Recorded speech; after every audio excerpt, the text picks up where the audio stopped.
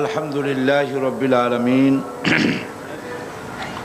ওয়াসসালাতু ওয়াসসালামু আলা আশরাফিল আমবিয়া ওয়াল মুরসালিন ওয়া আলা আলিহি ওয়া আসহাবিহি আজমাইন। আউযু বিল্লাহি মিনাশ শাইতানির রাজীম। বিসমিল্লাহির রহমানির রহিম। ইন্নাল্লাহা ওয়া মালাইকাতাহু ইউসাল্লুনা আলান নবী ইয়া আইয়ুহাল্লাযীনা আমানু সাল্লু আলাইহি ওয়া সাল্লিমু তাসলিমা।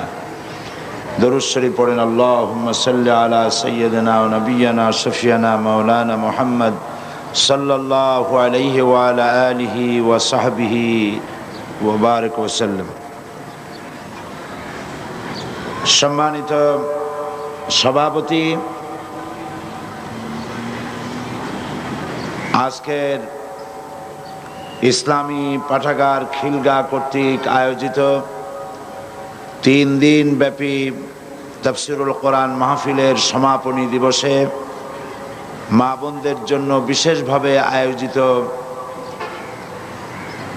এই সকালবেলার অনুষ্ঠানে আগত সম্মানিত মা এবং বোনেরা, উপস্থিত সুধীমণ্ডলী, আসসালামু আলাইকুম ওয়া রাহমাতুল্লাহি ওয়া বারাকাতুহু। আমরা আল্লাহ পাকের দরবারে শুকরিয়া আদায় করছি যে মহান আল্লাহ তাবারক ওয়া তাআলা আমাদেরকে আজ পবিত্র জুমার দিনে মহিলা সমাবেশে তার দ্বীনের কথা, আল্লাহ পাকের দ্বীনের কথা, রাসূল করিম সাল্লাল্লাহু আলাইহি ওয়াসাল্লামের আদর্শের কথা জানার জন্যে আল্লাহ পাক যে আমাদেরকে এখানে উপস্থিত করলেন, এজন্য আমরা শুকরিয়া আদায় করছি। আমরা সকলে পড়ছি আলহামদুলিল্লাহ। প্রতি বছরের মতো এবারও ইসলামী পাঠাগার মহিলাদের জন্য প্রোগ্রামের আয়োজন করেছেন। সেজন্য ইসলামী পাঠাগারকে মোবারকবাদ জানাই। হাদিস শরীফে এসেছে, রাসূল করিম সাল্লাল্লাহু আলাইহি ওয়াসাল্লাম বলেছেন, মান লাম ইয়াশকুরিন নাস ফালাম ইয়াশকুরিল্লাহ। যে ব্যক্তি মানুষের কৃতজ্ঞতা স্বীকার করতে জানে না, সে আল্লাহ পাকের শুকরিয়া আদায় করতে জানবে না। তো যারা আজকের ইসলামী পাঠাগার এই বিশাল আয়োজন করেছে, মা বোনদের জন্য পর্দা সহকারে আরাম করে বসার এবং দ্বীনি কথা শোনার যে সুযোগ করে দিলেন, এজন্য তাদের শুকরিয়া আদায় করছি, তাদের জন্য দোয়া করছি। আল্লাহ পাক তাদেরকে কবুল করুন। এবং এই পাঠাগারের উদ্যোক্তা, প্রতিষ্ঠাতা, সভাপতি শহীদ আবুল কাসেমের কথা স্মরণ করছি এবং প্রাণ ভরে তার জন্য দোয়া করছি। আল্লাহ পাক শহীদ আবুল কাসেমকে জান্নাতুল ফেরদাউসের মেহমান বানায় নিন। আমি মা বোনদের বাছাইকৃত প্রশ্নগুলির জবাব সর্বপ্রথমে দিতে চেষ্টা করছি। প্রশ্নগুলির জবাব শেষ করে আপনাদের উদ্দেশ্যে বক্তব্য পেশ করব ইনশাআল্লাহ। এক বোন প্রশ্ন করেছেন, কিছুদিন আগে হাইকোর্টের 2 বিচারকের রায়ে বলেছেন সকল ফতুয়া অবৈধ। ফতুয়া কি এবং হাইকোর্টের রায়ের যৌক্তিকতা বিস্তারিত জানাবেন। এটি একটি সুন্দর প্রশ্ন তিনি করেছেন। নওগাঁ জেলার সাইফুল এবং শাহিদা নাম্নী এক দম্পতির মধ্যে তালাক অনুষ্ঠিত হয়েছে এবং এরপরে একজন হাজী সাহেব এর ফতোয়া দিয়েছেন। সেই ফতোয়া অনুযায়ী তাদের মধ্যে সংসারে ভাঙন সৃষ্টি হয়েছে না কি হয়েছে, পত্রপত্রিকা আপনারা দেখেছেন। এরপরে হাইকোর্ট থেকে এর রায় ঘোষণা করা হয়েছে। তো ব্যাপারটি হয়েছে এরকম যে কারো পায়ে যদি গ্যাংরিন হয়, তাহলে গ্যাংরিনযুক্ত আঙ্গুলটা কেটে দেওয়া উচিত, এটা আর সংক্রামিত হবে না। কিন্তু পায়ে গ্যাংরিন হয়েছে বলে কোনো ডাক্তার রুগীর গলায় কেটে দিয়ে রুগীর জীবনের মতো যন্ত্রণা মুক্ত করে দেবে রোগের, এরকম কোনো ডাক্তারে কাজ করে না। এখন নওগাঁয় যে ঘটনা ঘটেছে, সেই ঘটনার কারণে হাইকোর্টের বিচারপতিদের উচিত ছিল শুধুমাত্র যেখানে ঘটনা ঘটেছে সেই অন্যায়ভাবে ফতোয়া দেওয়ার, এবং যে ব্যক্তি ফতোয়া দেওয়ার অধিকার রাখে না এমন ব্যক্তি ফতোয়া দেওয়ার কারণে এদের শাস্তি হওয়া উচিত ছিল। তা না করে বিচারক দুইজন একেবারেই অ্যাজ এ হোল গোটা ফতোয়া সিস্টেমটা কি অবৈধ ঘোষণা এবং শাস্তিযোগ্য অপরাধ হিসাবে ঘোষণা করলেন। এটি তারা সঠিক রায় দেননি, এ রায়টি সঠিক হয়নি। ফতোয়া কি সেটা আগে আপনাদের বুঝতে হবে। ফতোয়া হচ্ছে আরবি শব্দ, শব্দটি ফতুয়া নয়, ফাতোয়া। এর অর্থ হচ্ছেই, বিষয়টা হচ্ছেই যে প্রত্যেকটি মুসলিম নরনারী তার জন্ম থেকে শুরু করে মৃত্যু পর্যন্ত জীবনের সকল দিক ও বিভাগে প্রত্যেকটি মুসলমান নরনারী সারাটি জীবন ফতোয়ার মুখাপেক্ষী। ফতোয়া কি? ফতোয়া হলো নামাজ কিভাবে পড়ব, সন্তানের আকিকা কিভাবে দেব, সন্তানের নামটা কিভাবে রাখব,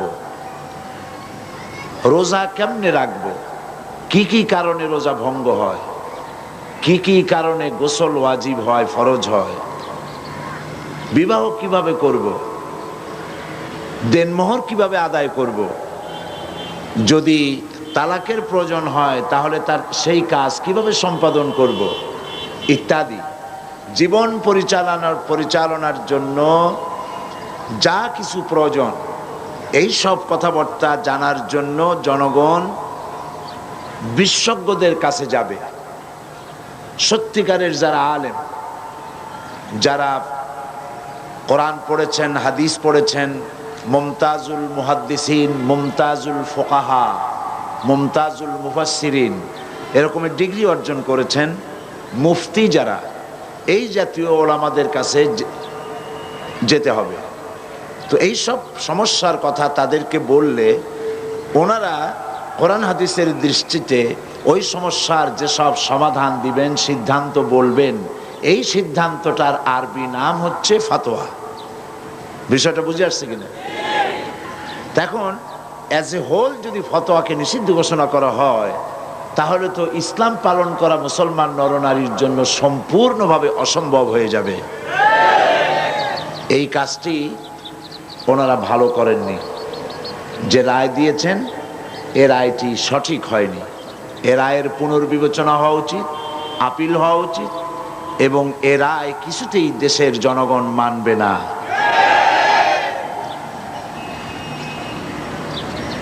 কোরআন শরীফে আল্লাহ পাক বলেছেন, ফাসআল আহলা যিকর ইন কুনতুম লা তা'লামুন, তোমরা যে বিষয় জানো না সে বিষয় যারা জানে তাদের কাছ থেকে জেনে নাও।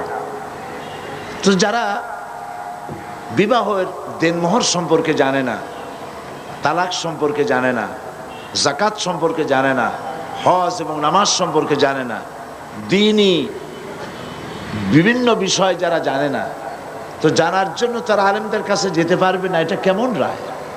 আর আলেমরা এই তারা যা জানতে চায় সেই জানাটার ব্যাপারে মতামত প্রকাশ করতে পারবে না, এটা তো কোনো মুসলমানি আইন হতে পারে না, এটা কোনো মুসলমান দেশে এমন রায় হতেই পারে না।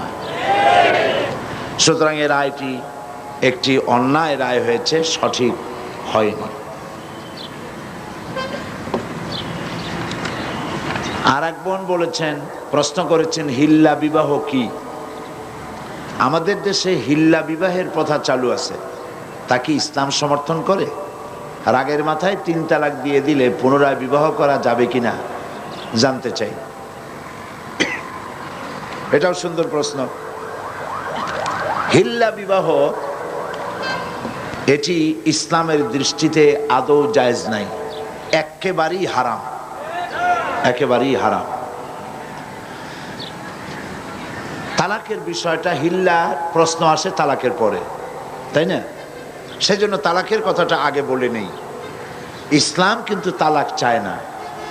আল্লাহর কাছে সমস্ত বৈধ জিনিসের মধ্যে দুটি বৈধ অত্যন্ত জঘন্য, নিকৃষ্ট। একটি হচ্ছে ভিক্ষাবৃত্তি, আরেকটি হচ্ছে তালাক। আল্লাহ পাক আদৌ পছন্দ করেন না। কিন্তু তারপরেও তালাক প্রথাকে ইসলাম তালাকের প্রভিশন রেখেছে। কারণ হতেই পারে এমন যে স্ত্রী শরীয়তের বিধান মানছে না, চরিত্রহীনা হয়ে পড়েছে। তো এই স্ত্রী নিয়ে ঘর গৃহবাস করা স্বামীর জন্য অত্যন্ত দুঃসাধ্য ব্যাপার। আবার এমনও হতে পারে যে স্বামী নপুংসক হয়েছে, পাগল হয়ে গেছে, জালিম। এই স্বামীর ঘর করা স্ত্রীর জন্য মহা সমস্যা। তো ইসলাম তো সকল সমস্যার সমাধান দিতে এসেছে। সেই জন্য তালাকের একটা প্রভিশন রেখেছে, যাতে করে এই যন্ত্রণা কিয়ামত মৃত্যু পর্যন্ত স্বামী স্ত্রীর ভোগ করা না লাগে। কিন্তু এই তালাকটা কখনোই রাগের মাথায় পানে চুন কম হয়েছে কেন, বেগুন ভর্তায় লবণ বেশি হলো কেন, গোশতের মধ্যে তেল বেশি হলো কেন, ভাত এত নরম হয়েছে কেন, এই সব হাবিজাবি কথাবার্তা দিয়ে কথায় কথায় স্ত্রীকে তালাক দেওয়া যাবে না।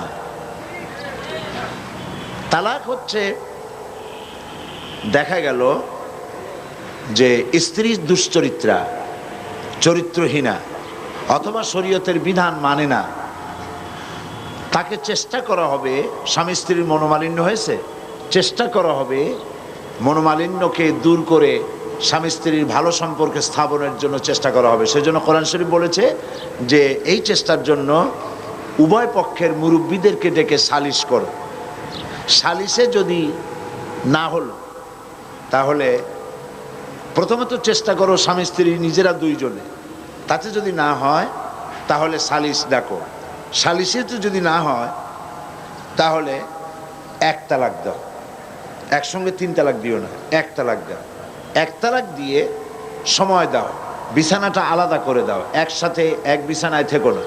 একটা তালাক দিয়ে অপেক্ষা করো, দেখো যে এক তালাক পাওয়ার পরে স্ত্রী তার চরিত্র সংশোধন করে কিনা, ফিরে আসে কিনা।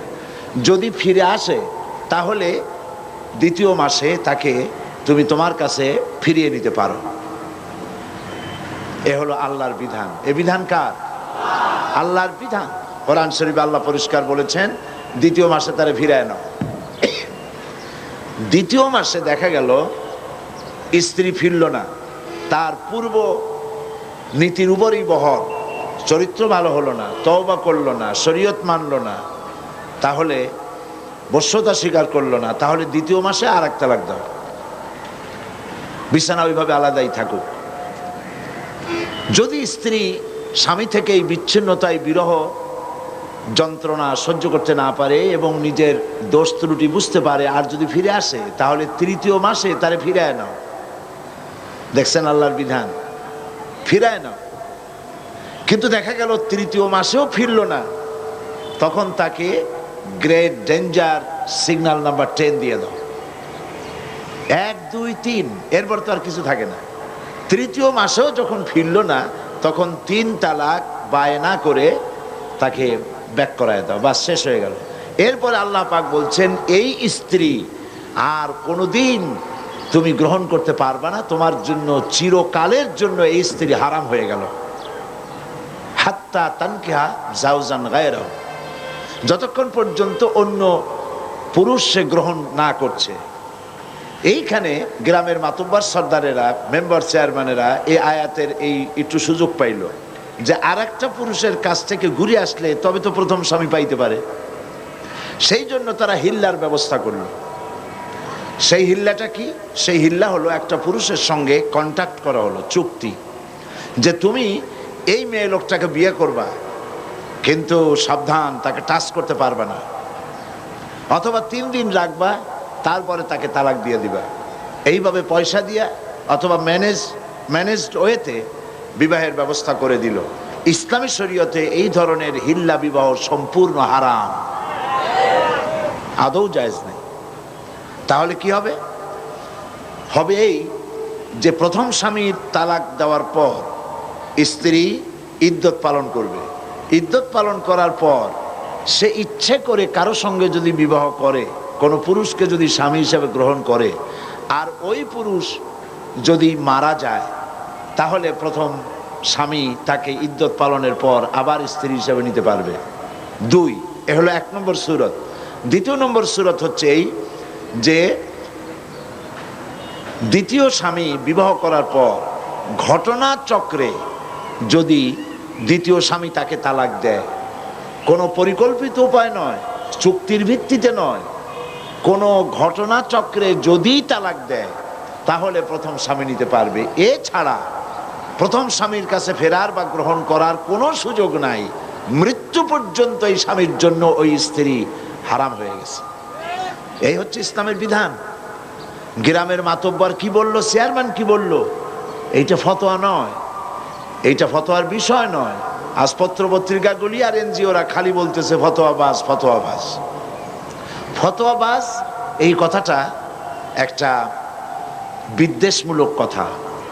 যেমন হামলাবাজ, মামলাবাজ, দুর্নীতিবাজ, এইগুলি যেমন শব্দ, ফতোয়ার সামনে তেমন কোনো বাজ শব্দ বসানো যায় না। যারা ফতোয়াবাজ বলে ওরা নিশ্চয়ই মতলববাজ।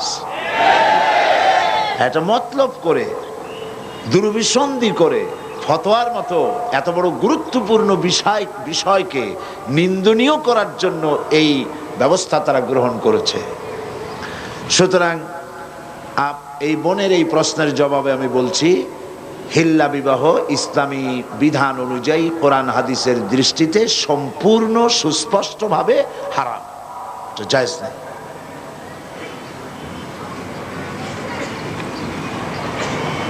আরেকজন প্রশ্ন করেছেন, মহিলারা কি তাদের স্বামীদেরকে তালাক দিতে পারে?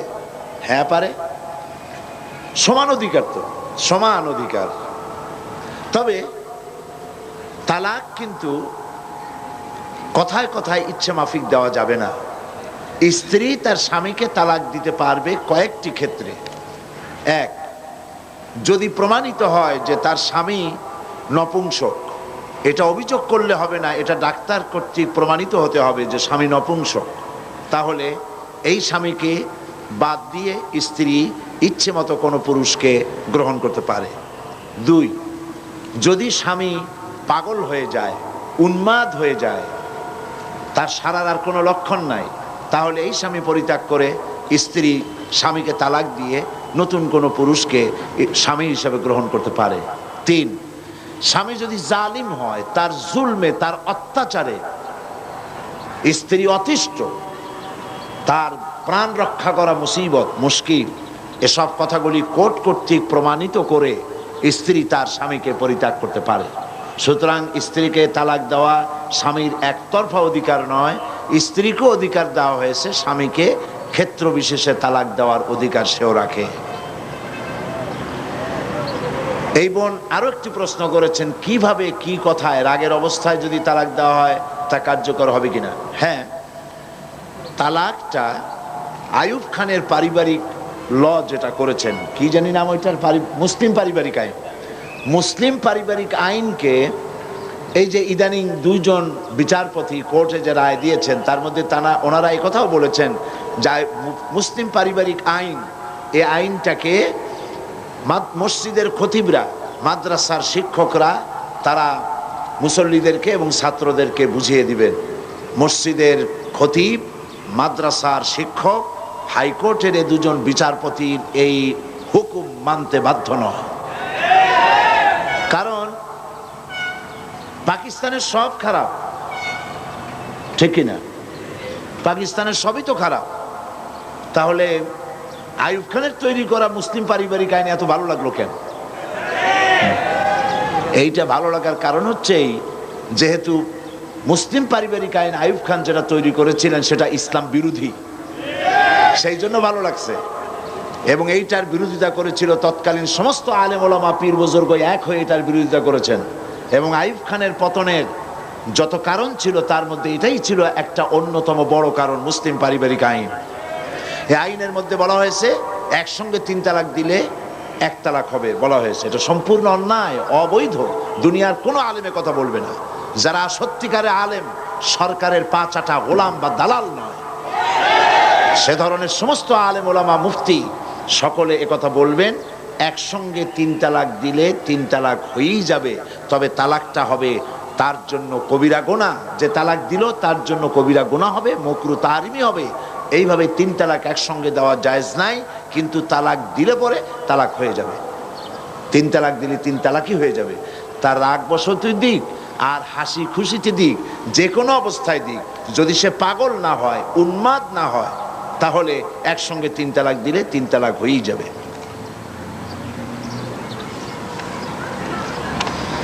আর এক বোন প্রশ্ন করেছেন, মহিলাদের সতর কতটুকু? ইহা কি সবসময় মেনে চলতে হয় বা ঢেকে থাকতে হয়? কি এটা? মহিলাদের সতর, পুরুষের সতর হচ্ছে নাভি থেকে শুরু করে হাঁটু পর্যন্ত, এইটা ঢেকে রাখা ফরজ। কথা বুঝতে পেরেছেন? আমাদের দেশে ইসলামী শাসন না থাকার কারণে আমাদের দেশের সেনাবাহিনী, বিডিআর, পুলিশ, আনসার, তাদেরকে হাফ প্যান্ট পরায়া পিটি করানো হয়। এটি জায়েজ নাই। এটা ব্রিটিশের আইনকে ফলো করা হয়, আল্লাহর আইন ফলো করা হয় না। আল্লাহর বিধান হচ্ছে পুরুষের সতর হচ্ছে নাভি থেকে হাঁটু পর্যন্ত ঢেকে রাখতে হবে। হাঁটুর উপরে প্যান্ট পরে বালেগ পুরুষের জন্য এটা জায়েজ নাই, সম্পূর্ণ হারাম। আর নারীর সতর হচ্ছে পায়ের পাতা থেকে শুরু করে মাথার চুলের গোড়া পর্যন্ত, মাথার চুল পর্যন্ত সবটা সতর। পুরুষের নাভি থেকে হাঁটু আর নারীর সবটা সতর। নারীর মাথার চুল পরপুরুষকে দেখাবার বিষয় নয়। কোরআন শরীফে আল্লাহ পাক বলেছেন, নারী, বয়সপ্রাপ্তা নারী এমন একটা চাদর পরবে, যে চাদরটা পরলে পরে তার মাথা, তার গলা, তার বুকটা সম্পূর্ণভাবে ঢেকে যায়। এ ধরনের একটি চাদর পরা আল্লাহ পাক ফরজ করে দিয়েছেন। সুতরাং মাথার চুল ঢেকে রাখতে হবে, গলাটা ঢাকতে হবে, বুকটা ঢাকতে হবে। শুধুমাত্র খোলা থাকবে তার হাতের কবজি পর্যন্ত, আঙ্গুলের মাথা থেকে শুরু করে কবজি পর্যন্ত, কবজি থেকে নিয়ে আঙ্গুলের মাথা পর্যন্ত 2 হাতে। আর পায়ের গিরা থেকে নিয়ে পায়ের পাতা এটুকুন খোলা থাকতে পারে, বাকি সবটাই হচ্ছে পরপুরুষের কাছে প্রদর্শন করা সম্পূর্ণ নাজায়েজ, এগুলি প্রকাশ করা যাবে না। দ্বিতীয় প্রশ্ন করেছেন তিনি, মুখমণ্ডল ঢাকা কি পর্দার অন্তর্ভুক্ত? দেবর, ভাসুর এবং চাচাতো, মামাতো, খালাতো ভাইদের সাথে পর্দা করার ধরন কিরূপ হবে, দয়া করে বলুন। মুখমণ্ডল ঢাকার ব্যাপারে আপনাদের সকলের জানা দরকার। মুখমণ্ডল অনেকে ঢাকেন না পরপুরুষের সামনে, আমি এর যুক্তি খুঁজে পাই না। যারা যে সমস্ত মহিলারা মুখ ঢাকতে চান না বা মুখমণ্ডল ঢাকেন না, তাদের দলিল কি?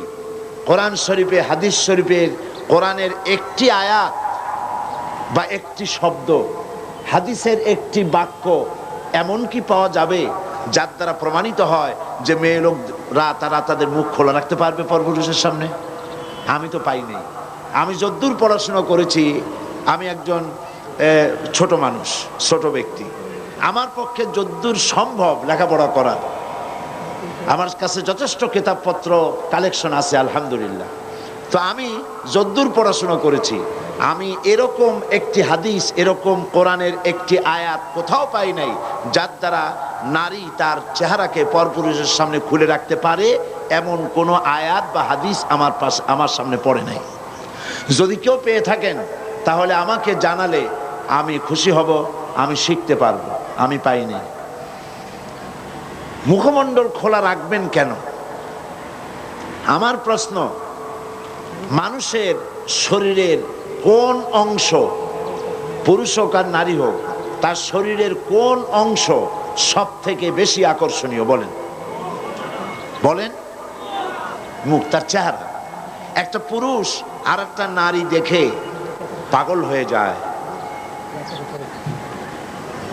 তারপরে কত দুর্ঘটনা ঘটে, আত্মহত্যা পর্যন্ত হয়ে যায় সেই মেয়েটিকে না পাওয়ার কারণে, এবং সেই ছেলেটিকে না পাওয়ার কারণে কত মেয়ে আত্মহত্যা করে। এটা মেয়েটার শরীরের কোন অংশ দেখে ছেলেটা পাগল হয়েছে? মেয়ের ঠ্যাং দেখে, তার হাত দেখে, তার মুখমণ্ডল, তার চেহারা দেখে, তার অ্যাপিয়ারেন্স, তার চেহারা দেখে। একজন আরেকজনের মুখমণ্ডল চেহারা দেখি, চেহারাই হচ্ছে গোটা বডির মধ্যে সৌন্দর্যের কেন্দ্র, সৌন্দর্যের সেন্টার তার চেহারা। আল্লাহই বানিয়েছেন। তো আপনার শরীরের যে অংশটা সব থেকে বেশি আকর্ষণীয়, সেই চেহারাটাই যদি খোলা রাখলেন, তাহলে গোটা শরীরটা ঢেকে রেখে তাতে ফায়দা কতটুকুন হলো? এই জন্য চেহারাটাকে ঢেকে রাখতে হবে, এটাই নিয়ম। কত সুন্দর বোরখা বেরিয়েছে আজকাল। বোরখা এখন একটা ফ্যাশন, ঠিক না? তবে আবার এরকম বোরখা পরা উচিত না যেই শরীরের আকর্ষণ ঢাকার জন্য আপনি বোরখা পরলেন, সেই বোরখার আকর্ষণে আবার লোকেরা আপনার দিকে সবসময় তাকায় না থাকে। কথা ঠিক কিনা? এ ধরনের অনেক বোরখা তৈরি হয়েছে যে দারুণ ফ্যাশন ট্যাশন দিয়ে তৈরি হয়েছে। সৌদি আরবে এই ফ্যাশনওয়ালা বোরখা, এবার আমি হজের মৌসুমে মক্কা শরীফে ছিলাম, শুনেলাম দোকানদারেরা আমাকে বললেন যে ফ্যাশনওয়ালা বোরখা গভর্নমেন্ট বন্ধ করে দেওয়ার জন্য সিদ্ধান্ত নিয়েছে, যে এত ফ্যাশন বোরখাই করতে পারবে না। তো চেহারাটা ঢেকে রাখতে হবে, আর হিজাব এবং নেকাব পড়তে হবে। নাকের উপর দিয়ে সুন্দর করে রুমাল দিয়ে বাঁধবে, আর ভুরুর উপর দিয়ে চোখ দুটো খোলা থাকবে, ব্যাস আপনার বোরখা পরা হয়ে গেল, হিজাব পরা হলো। এর দ্বারা আপনি নিরাপত্তা লাভ করতে পারবেন। আর চেহারা যদি খোলাই থাকলো, আপনার প্রতি যুবকদের আকর্ষণ বাড়লো, পুরুষদের আকর্ষণ বাড়লো, পথে ঘাটে আপনি বিপদগ্রস্ত হবেন। অবৈধ কারা মাইক বাজায়, কারাই মাইক বাজায়, এত অনুরোধ দিয়ে কাম কি? তো চেহারা দেখে পাগল হলো, তারপরে প্রেম নিবেদন করলো, প্রেমে সে স্বীকৃতি দিল না মেয়েটা, তারপরে অ্যাসিড নিক্ষিপ্ত হওয়ার দুর্ভাগ্য তাকে বরণ করতে হলো। এ সবকিছুই হলো বেপরদার কারণে, ঠিক কিনা বলে? বেপরদার কারণে। আজ পর্যন্ত নারীদের মুখমণ্ডলে যত অ্যাসিড নিক্ষিপ্ত হয়েছে, যত নারী, সমস্ত নারীরাই বেপর্দা নারী। আপনি বলতে পারবেন না যে কোনো বোরখা পরা নারীরা, পর্দানসীনা কোনো মহিলা অ্যাসিড আক্রান্ত হয়েছে, এর কোনো নজির নাই। কারণ হলো বোরখা পরে এ মহিলা আল্লাহর হুকুম পালন করেছে, তাই আল্লাহ পাক তাকে নিরাপত্তা প্রদান করেছেন। এই জন্য মুখমণ্ডল ঢেকে রাখতে হবে।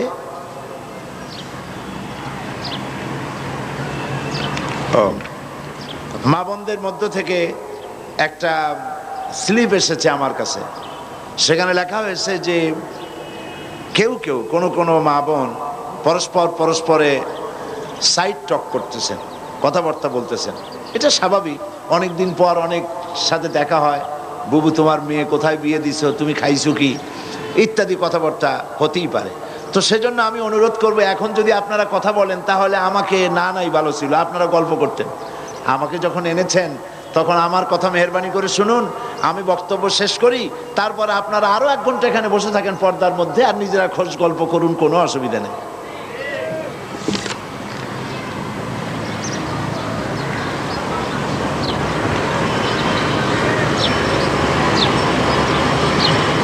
আরেকটি প্রশ্ন করেছেন তিনি, আমার শ্বশুর বাড়ির লোকজনের ইসলামী পর্দা প্রথা সম্পর্কে ধারণা না থাকায় আধুনিক জাহিলি চালচলনে অভ্যস্ত। এমত অবস্থায় আমিও সেখানে ঠিকমতো পর্দা করতে পারি না, আমার কি করা উচিত? আপনি আপনার শ্বশুর বাড়ির লোকজনদেরকে পর্দা সম্পর্কে তাদেরকে বুঝান, কোরআন হাদিস দিয়ে বুঝান, এবং আপনি নিজে পর্দা করে চলুন, তাদেরকে বুঝাতে চেষ্টা করুন। এইভাবে আস্তে আস্তে করে বুঝাইয়া তাদেরকে পর্দার ভিতরে আনার জন্য চেষ্টা করুন। আরেক বোন প্রশ্ন করেছেন, আপনি একজন আলেম, আপনি কেন ওয়াজ মাহফিলে ওয়াজ নসিহতের ভেতরে রাজনীতির কথা বলেন? ভালো কথাই বলছেন। তো এটা দেখো, বিষয়টা হচ্ছে আল্লাহ যদি রাজনীতির কথা না বলতেন, রাসূল করিম সাল্লাল্লাহু আলাইহি ওয়াসাল্লাম যদি রাজনীতি না করতেন, সাহাবায়ে কেরাম যদি রাজনীতি না করতেন, আমি সাঈদী রাজনীতির কথা বলতাম না, যেহেতু আল্লাহ পাক কোরআনে কারীমের মধ্যে রাজনীতির কথা বলেছেন, রাজনৈতিক বক্তব্য কোরআনে আছে। তো আমি কিভাবে রাজনীতির কথা না বলে পারবো? যদি আমি এগুলি না বলি, তাহলে রাসূল করিম সাল্লাল্লাহু আলাইহি ওয়াসাল্লাম বলেছেন, আস-সাকিতু আনিল হাক্কি ফাহুয়া শায়তানুন আখরাস। যে ব্যক্তি হক কথা বলে না, জেনে হক জানে অথচ সে বলে না, সে বোবা শয়তান। কাজেই যারা কোরআন হাদিস জানার পরেও কোরআন হাদিসের অর্থনীতি, রাজনীতি সম্পর্কে জনগণকে অবহিত করে না, রাসূল যে কথা বলেছেন সে তো বোবা শয়তান হয়ে যাবে। তো আল্লাহ পাকের রাসূল রাজনীতি করেছেন, রাষ্ট্রপ্রধান ছিলেন। গতকাল এই বোন যদি মাহফিলে থাকতেন তো আজকের এই প্রশ্ন করতেন না বলি আমি মনে করি। কালকের রাজনীতির কথা যথেষ্ট আমি বলেছি, কোরআনে কারিমে কি আছে, রাসূল কি করেছেন, বলি নাই? সুতরাং আমার বোনকে আমি অনুরোধ করব, মেহেরবানি করে আপনি কোরআন হাদিস ভালো করে পড়ুন, তাহলে বুঝতে পারবেন রাজনীতি করা মুসলমানদের জন্য নফল নয়, সুন্নত নয়, ফরজ। মুসলমানেরা ইসলামী রাজনীতি করবে। কি রাজনীতি করবে? ইসলামী রাজনীতি করবে। কেন? আমি যদি রাজনীতি না করি তাহলে সুদ বন্ধ করব কি করে? সুদ কি হালাল না হারাম? বলেন, হালাল না হারাম? তা আমি কি খতমে খাজেগান পড়ে, বুখারী শরীফ খতম করে, কোরআন শরীফ খতম করে ফু দিয়া সুদযুক্ত সুদওয়ালা ব্যাংকগুলিকে আমি কি সুদ বন্ধ করতে পারবো? বাংলাদেশের সমস্ত আলেমরা যদি পানি পড়িয়া সেই পানি সুদের ব্যাংকে ঢালিয়ে দেয়, তাতে কি সুদ বন্ধ হবে? তাবলিগি জামাতের লোকেরা টঙ্গি বসে লক্ষ লক্ষ মানুষ সুদের বিরুদ্ধে কাঁদতে কাঁদতে সব যদি বেহুশ হয়ে যায়, তাতে কি সুদ বন্ধ হবে? সুদ বন্ধ হবে কিসে? পার্লামেন্টে আইন পাস করতে হবে। পার্লামেন্টে কি করতে হবে? সুদ বিরোধী আইন পাস করতে হবে সুদ বন্ধ করার জন্য। আর পার্লামেন্টে আপনি যাইতে পারবেন না কিয়ামত পর্যন্ত পীর মুরিদি করিয়া। পার্লামেন্টে যাইতে পারবেন কখন? রাজনীতি করিয়া। কি করে যেতে পারবেন? তাহলে রাজনীতি না করলে আপনি সুদ বন্ধ করবেন কি করে? এটা দাও, একটা পেপার ওয়ার্ড দাও। এরপরে দেশে বেশ্যাবৃত্তি চলতেছে, ঘুষ চলতেছে, সুদ চলতেছে, জুয়া চলতেছে, জেনা ব্যভিচার চলতেছে, ঠিক কিনা বলেন? এগুলো আপনি কি দিয়ে বন্ধ করবেন? এদেশে তো হাজার হাজার বছর ধরে ওয়াজ হচ্ছে, শত শত বছর ওয়াজ হইতেছে, পীর মুরিদি হইতেছে, বলেন কথা ঠিক কিনা? তো এত ওয়াজ, এত পীর মুরিদি, এত তাবলিগ, এত জিকের, এত কিছু, সুদ বন্ধ হয়েছে? বেশ্যাবৃত্তি বন্ধ হয়েছে? জেনা বন্ধ হয়েছে? চুরি ডাকাতি বন্ধ হয়েছে? সেগুলি আপনি বন্ধ কি দিয়া করবেন? বন্ধ করবেন সেইভাবে রাসূল করেছেন, যেভাবে রাসূলুল্লাহ মদিনায় গিয়েছেন, রাষ্ট্র প্রতিষ্ঠা করেছেন, কোরআনের আইন চালু করেছেন, রাজনৈতিক বিধান চালু করেছেন, সমাজনীতি দিয়েছেন, অর্থনীতি দিয়েছেন, ইসলাম পূর্ণাঙ্গ রূপে প্রতিষ্ঠিত হয়েছে। চুরি ডাকাতি, জেনা ব্যভিচার অটোমেটিক্যালি সব বন্ধ হয়ে গেছে। কাজী আল্লাহ রসুল যে কারণে রাজনীতি করেছেন, আমিও একই কারণে রাজনীতি করি।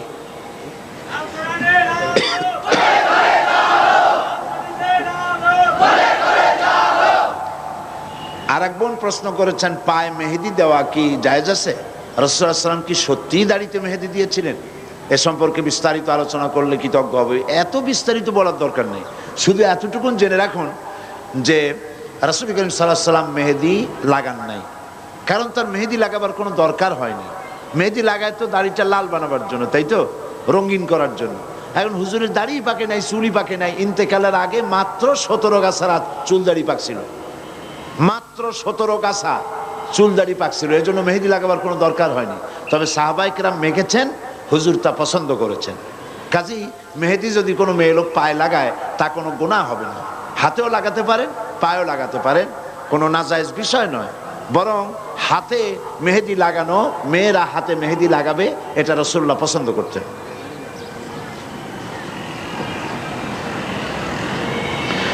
আর এক বোন বলেছেন, আমি আমার স্বামীর সাথে না বুঝে খারাপ ব্যবহার করেছি, এর কি সমাধান হতে পারে?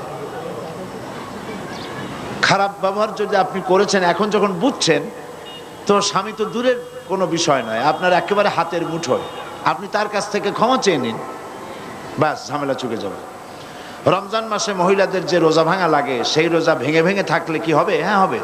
আপনি এক সময়ও রাখতে পারেন, আবার ভেঙে ভেঙেও রাখতে পারেন, অসুবিধা নেই। তবে এক সময় রাখাই ভালো, এক সময় চলে গেল, তা না হলে পরে ভেঙে ভেঙে রাখতে গেলে আবার আপনারই অসুবিধা হবে, অসুবিধা নানান রকম হয়ে যায়, শয়তানের ওয়াসওয়াসা হয়, আগামী মাসে রাখো, পরের মাসে রাখো, এইসব ঝামেলা হয়। একসাথে রাখলেই বরং ভালো।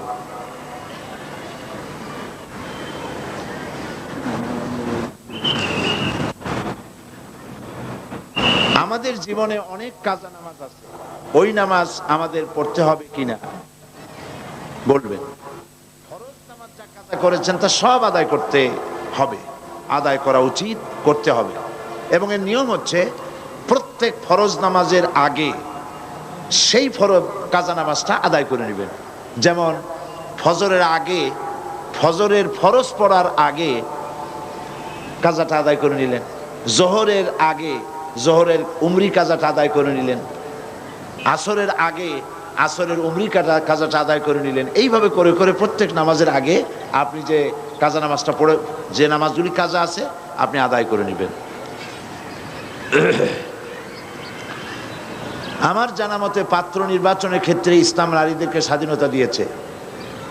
কোনো মেয়ে কোরআন হাদিসের দৃষ্টিতে আদর্শ পাত্রের সাথে বিবাহ বসতে ইচ্ছুক, সংশ্লিষ্ট মেয়ের পিতামাতা এতে সম্মত নয়। তাদের মতে দিনদারির সাথে অবশ্যই পার্থিব ধনাঢ্যতা থাকলেই কেবলমাত্র দিনদার পাত্র নির্বাচন করা যাবে, নতুবা নয়। এই কথা ঠিক না। পাত্র নির্বাচন করার ব্যাপারে দিনদারিকে প্রাধান্য দিতে হবে।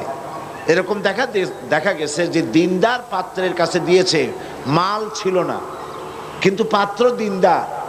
বিবাহের পরে দেখা গেছে যে পাত্র মালদার হয়ে গেছে। এটা আল্লাহর ইচ্ছা, কে মালদার হবে কে গরিব হবে এটা আল্লাহ পাক ভালো জানেন। সুতরাং কারো মেয়ে যদি দিনদার পাত্র পছন্দ করে তাহলে সেই দিনদার পাত্রের সাথেই তার বিবাহ দেওয়া উচিত, গরিব বলে অ্যাভয়েড করা ঠিক না। বুঝে শুনে চিন্তা ভাবনা করি কাজ করা উচিত। ছবি তোলা জায়েজ নেই, তবে প্রয়োজন বোধে ছবি তোলা যাবে। আমার কাছে একজন প্রশ্ন তুলেছে, ছবি তোলা যদি জায়েজই না হয় তবে সাইদি সাহেব কিভাবে ছবি তুলতে দিচ্ছেন? সাংবাদিকেরা যা সংবাদপত্রে আসছে এবং ক্যাসেটের কভারে দেখা যাচ্ছে, দয়া করে বিষয়টি শরীয়তের আলোকে জানতে চাই। ছবি তোলার ব্যাপারে ইসলামের বিধান হচ্ছে অহেতুক ছবি তোলা যাবে না। আর জারুরাত তাবিহুল মাহজুরাত, অনেক সময় অবৈধ জিনিসকেও অত্যন্ত জরুরি কারণে বৈধ হয়ে যায়। ছবি তোলা জায়েজ নাই বিনা কারণে, কিন্তু যদি পাসপোর্ট করতে হয় তো ছবি আপনাকে করতেই হবে।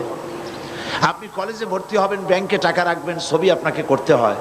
হজে যাবেন, সেজন্য আপনাকে ছবি করতে হয়। এমনিভাবে যে সমস্ত জরুরি কাজ আছে সেসব জরুরি কাজে ছবি তোলা জায়েজ আছে, কিন্তু শৌখিনতার কারণে ছবি বানাইয়া অ্যালবামে বাঁধাই করা অথবা ফ্রেমে আটকিয়ে ঝুলিয়ে রাখা, এভাবে এই কারণে ছবি তোলা জায়েজ নাই। আমার ছবি তোলার ব্যাপারে যে প্রশ্ন তুলেছেন, আমার ছবি যারা তুলছে আমার সামনে তারা শৌখিন কোনো ফটোগ্রাফার নয়, এরা সাংবাদিক। আর যেই ছবি তোলার পেছনে কোনো নিউজ ভ্যালু থাকে সে ধরনের ছবি তুলতে ইসলামের কোনো আপত্তি নাই, সে ধরনের ছবি তোলা যেতে পারে। যারা এই মাহফিলে আসে নাই, বাংলাদেশের বিভিন্ন জায়গায় রয়েছে, তারা পত্রিকার মাধ্যমে তারা জানতে পারে যে এত সন্ত্রাস, এত অসুবিধা, এত জুলম, এত নির্যাতনের পরেও হাজারো লাখ মানুষ পল্টনে একত্রিত হয়েছে কোরআন শোনার জন্যে। এটি পত্রিকার মাধ্যমে লোকেরা জানতে পারে।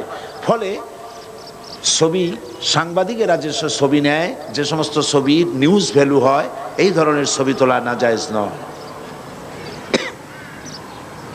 মেয়েদের স্বামী মারা গেলে রঙিন শাড়ি ও গহনা পরতে দেওয়া হয় না, এটা কি কোরআনের বিধান? না, কোরআনের বিধান নয়। শোক যতদিন থাকে, 40 দিন পর্যন্ত শোক পালন করতে হয়।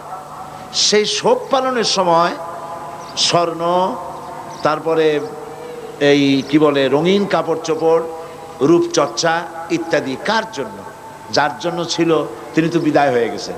কিন্তু এই শোক পালনের পর নারীর জন্য গহনা পরা এবং রঙিন শাড়ি পরা নিশ্চয়ই নাজায়েজ নয়। এটা কোরআন এবং হাদিসের কোনো বিধান নয়। এনজিওদের মহাসমাবেশের বিরুদ্ধে আপনাদের ভূমিকা কি ছিল? এনজিওরা মহাসমাবেশ করবে, সেখানে আমাদের তাদের বিরুদ্ধে ভূমিকার দরকারটা কি? তবে তারা যে মহাসমাবেশ করেছে, এই মহাসমাবেশটি সম্পর্কে আপনাদের জানা দরকার। এটি সরকার, আমাদের কাছে খবর এসেছে, পত্রপত্রিকার মাধ্যমে আমরা জানতে পেরেছি যে সরকার নিজেদেরকে, নিজের ক্ষমতাকে টিকে রাখার জন্য এনজিওদেরকে ব্যবহার করছে, আর এনজিওরা সরকারকে টিকায় রাখার জন্য মদত যোগাচ্ছে। তারা মানুষকে সারা দেশ থেকে এনেছে। পত্রিকায় দেখেছি 10 কোটি টাকা নাকি বরাদ্দ ছিল এই আয়োজনের জন্য। আমি জানি না কত কোটি টাকা ছিল। এই যে প্যারেড গ্রাউন্ডে যেটা হলো, এই যে লোকগুলি আনা হলো, এই লোকগুলি ইচ্ছায় স্বেচ্ছায় কেউ আসে নাই। তাদেরকে বাস ভাড়া দিয়া, পয়সা দিয়া, খাওয়ার দিয়া আনা হয়েছে, এবং তারা আসতে বাধ্য হয়েছে কারণ তারা এনজিওদের কাছে ঋণী। এনজিওরা ওদেরকে টাকা দিয়েছে, মানি ইনভেস্ট করেছে। এখন টাকা দিয়েছি, যদি না যাও তাহলে এই টাকাগুলি পাইবে না, পরবর্তী সময় আর তোমাদেরকে কিস্তি দেওয়া হবে না, এরকমের ভয় দেখিয়ে, ভীতি দেখিয়ে লোকদের আনা হয়েছে। পত্রিকায় দেখেছি এমন অনেক মেয়ে লোক, পুরুষ লোক আসছে যারা জানি না কি কারণে তাদেরকে এখানে আনা হয়েছে। তাদের কাছে ফেস্টুন দেওয়া হয়েছে, ব্যানার দেওয়া হয়েছে, যাতে লেখা আছে ফতোয়াবাজি নিপাত যাক। কোন সাংবাদিক তাদেরকে জিজ্ঞেস করেছে, আচ্ছা ফতোয়াবাজি নিপাত যাক এর অর্থ কি? কয় যে আমরা এর অর্থ জানি না, ধরাই দিছে তাই ধরে আছে। এই হচ্ছে অবস্থা। তো তারা বাইরের থেকে লোকদেরকে আমদানি করে এখানে এনে এনজিওরা এই কাজগুলি করেছে। এনজিওদের কাজ, গতকাল আমি বলেছি, এনজিওদের কাজ সেবা করা, রাজনীতি করা নয়, ব্যবসা করা নয়। কিন্তু তারা সংবিধান বহির্ভূত ভাবে তারা এখন ব্যবসা করতেছে, তারা এখন রাজনীতি করতেছে, রাজনীতি কন্ট্রোল করতেছে পর্যন্ত, এদূর তারা এগিয়ে গেছে। এবং এনজিওরা হচ্ছে এদেশে অধিকাংশ এনজিও ইসলাম বিরোধী, আলেম বিরোধী, পীর বিরোধী, মুসলমান বিরোধী, সম্পূর্ণরূপে ইসলামের সাথে তারা দুশ্মনী করে যাচ্ছে। তাদের এভাবে কোনো সমাবেশ করা তাদের জন্য বৈধ নয়, অবৈধভাবে তারা সমাবেশ করেছে। তাদের কাজটাই হলো সেবার কাজ করা। সমাবেশের কি প্রয়োজন তাদের? এই সমাবেশ করে লোকজনদেরকে মোটিভেটেড করতেছে তারা ইসলামের বিরুদ্ধে। বর্তমান সরকারের আগামী নির্বাচনে তারা ক্যানভাসারের ভূমিকা পালন করছে। বিয়ের কনেকে পার্লার থেকে সাজানো জায়েজ কি? এখন বাড়িতে যদি কেউ সাজাইতে না পারে, বিবাহের জন্য মেয়ে তো সাজাইতেই হবে। বিবাহ তো কোনো শোক দিবস নয় যে কালো একটা শাড়ি পরে মুখ বুজে বসে থাকবে, তো সাজানো লাগবেই। এখন সুন্দর করে সাজাবার লোক যদি বাড়িতে না থাকে, তাহলে বিউটি পার্লারে যেতেই পারে। তবে বিউটিশিয়ান কোনো পুরুষের কাছে যাওয়া যাবে না। বিউটিশিয়ান মহিলা বিউটিশিয়ানদের কাছ থেকে কনেকে সাজায় আনা ইসলাম কোনো বাধা দেয় না। মিলাদ কি? অনেকের মতে পড়া যায়, আবার অনেকের মতে মিলাদ পড়া যায় না। অনুগ্রহ করে সঠিক ব্যাখ্যা জানাবেন। মিলাদটা রাসূলের যুগে ছিল না। মিলাদ মানে জন্ম, মৌলুদ থেকে মিলাদ। তখন এই মিলাদটা রাসূল করিম সাল্লাল্লাহু আলাইহি ওয়াসাল্লামের জন্ম বৃত্তান্ত।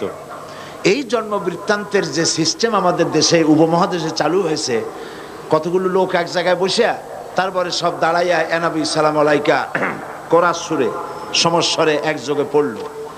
এইটা রাসূলের যুগে ছিল না, এটা সাহাবায়ে কেরামের যুগে ছিল না, এটা তাবিঈনদের যুগে ছিল না, এটা তাবিঈনদের যুগে ছিল না। এখন আপনারা মনে করেন যে কোনো জিনিসে খুব সওয়াব আছে এমন কোন জিনিসকে রাসূলুল্লাহ আমাদেরকে জানান নাই, সাহাবায়ে কেরাম আমাদের জানান নাই। আপনারা কি এই ধরনের বিশ্বাস করবেন? এরকম বিশ্বাস করবেন?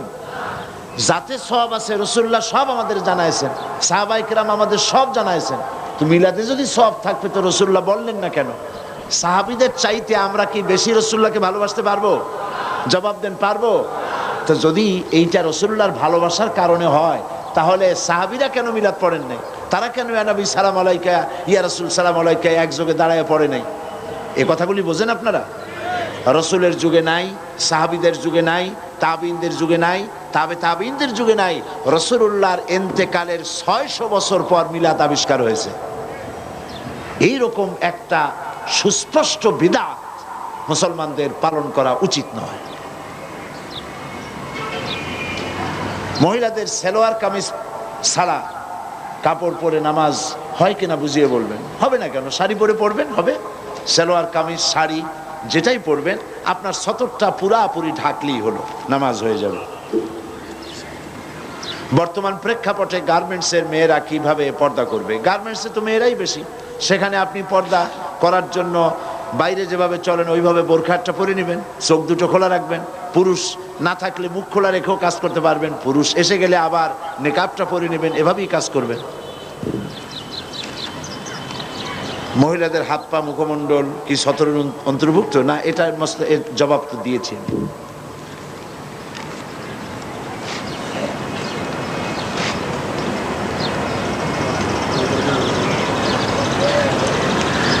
এক বোন বলেছেন, এখানে শত শত বোরখা পরা মহিলারা এসেছেন, এদের সবার প্রতি আমার সম্মান, কিন্তু আমরা দেখেছি ঘরের পর্দা অনেকেই করেন না। চাচাতো ভাই, খালাতো ভাই, দুলাভাই, ননদ, স্বামী, স্বামীর পাশের বাড়ির ভাই, এর সাথে অবাধে মেলামেশা, হাসি তামসা করে। দয়া করে উপর একটু বক্তব্য করুন।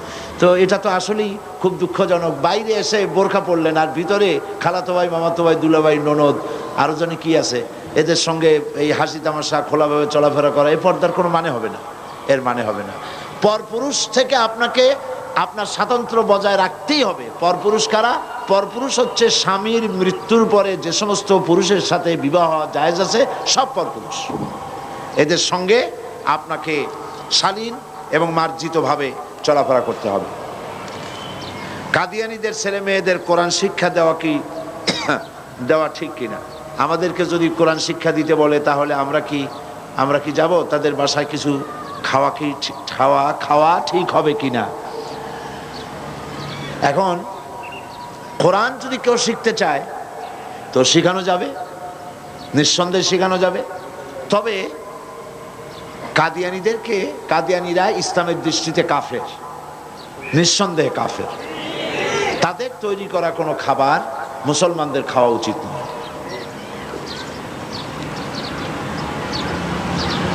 আর এক বোন প্রশ্ন করেছেন, আপনি কি পীর আউলিয়াদের বিরোধী? এই প্রশ্ন কেন করলেন? আমি কি পীর আউলিয়া বিরোধী কোনো মুভমেন্ট করেছি নাকি? পীর আউলিয়া বিরোধী আমি নই, বরং পীর আউলিয়াদের খেদমত আমি স্বীকৃতি দেই। তবে হ্যাঁ, আমি এক শ্রেণীর পীর বিরোধী। তারা কারা? তারা হচ্ছে যারা বেদাত এবং শিরকের মধ্যে লিপ্ত, যারা মানুষের ধর্মীয় অনুভূতিকে কাজে লাগায়া পয়সা উপার্জন করে, যারা হক কথা বলতে ভয় পায়, হক কথা বলে না, আমি তাদের বিরোধিতা করি। যারা বেদাত এবং শিরকের ছড়াছড়ি করে, ওরস, মহাপবিত্র ওরস শরীফ ইত্যাদি হাবিজাবি করে মানুষের পয়সা লোটে, আমি তাদের বিরোধিতা করি। কোন হক্কানি পীর, প্রতিষ্ঠিত আলেমে দ্বীন, যারা সত্যিকারের দ্বীনের খেদমত করেন, জীবনের ঝুঁকি নিয়ে কথা বলেন, পয়সা উপার্জনই পীর মুরিদির লক্ষ্য নয়, আমি সেসব পীরদেরকে শ্রদ্ধা করি, মহব্বত করি। ইসলামী আন্দোলন নারীদের জন্য কতটুকু প্রযোজ্য এবং তা কিভাবে করা যাবে, এ কথা আমি আমার আলোচনার মধ্যে বলবো ইনশাআল্লাহ। প্রত্যেকটি মানুষের তো হিসাব নেওয়া হবে, কিন্তু যাদের জ্ঞান হবার আগেই মারা যাবে তাদের কি হবে? এ তো বোঝা খুবই সহজ ব্যাপার। যার জ্ঞানই হয়নি, সত্য অবস্থা মারা গেছে, তার আবার বিচার কি? ও তো বিনা বিচারে আল্লাহ তার ব্যাপারে ফয়সালা গ্রহণ করবেন।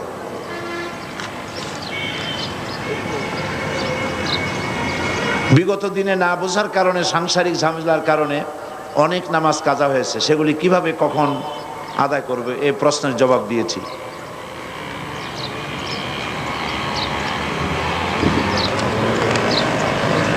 দেশ পরিচালনা করতে যায়, এটা একটা সুন্দর প্রশ্ন।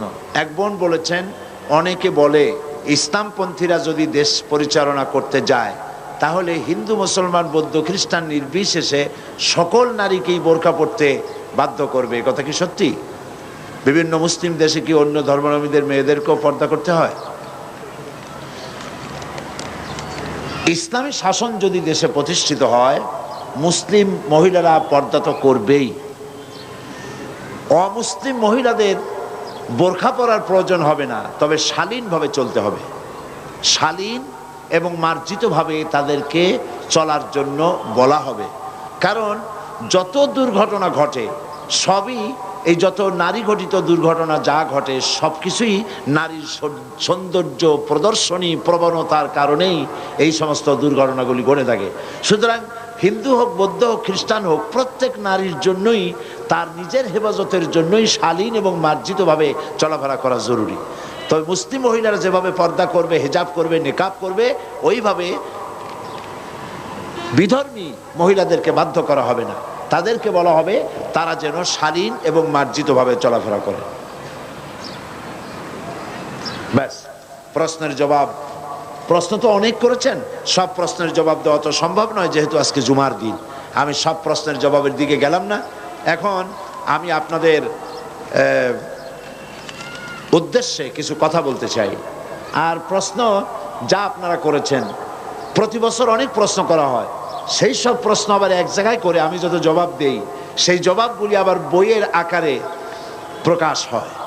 আপনারা যদি যাওয়ার সময়, মহিলাদের জন্য সমস্ত দোকানগুলি খোলা থাকবে, পুরুষেরা সেখানে কেউ যাবে না। আপনারা যাওয়ার সময় মহিলাদের সমাবেশে দেশে বিদেশে আমি যে সমস্ত প্রশ্নের জবাব দিয়েছি ওগুলো বইয়ের আকারে পাওয়া যাবে।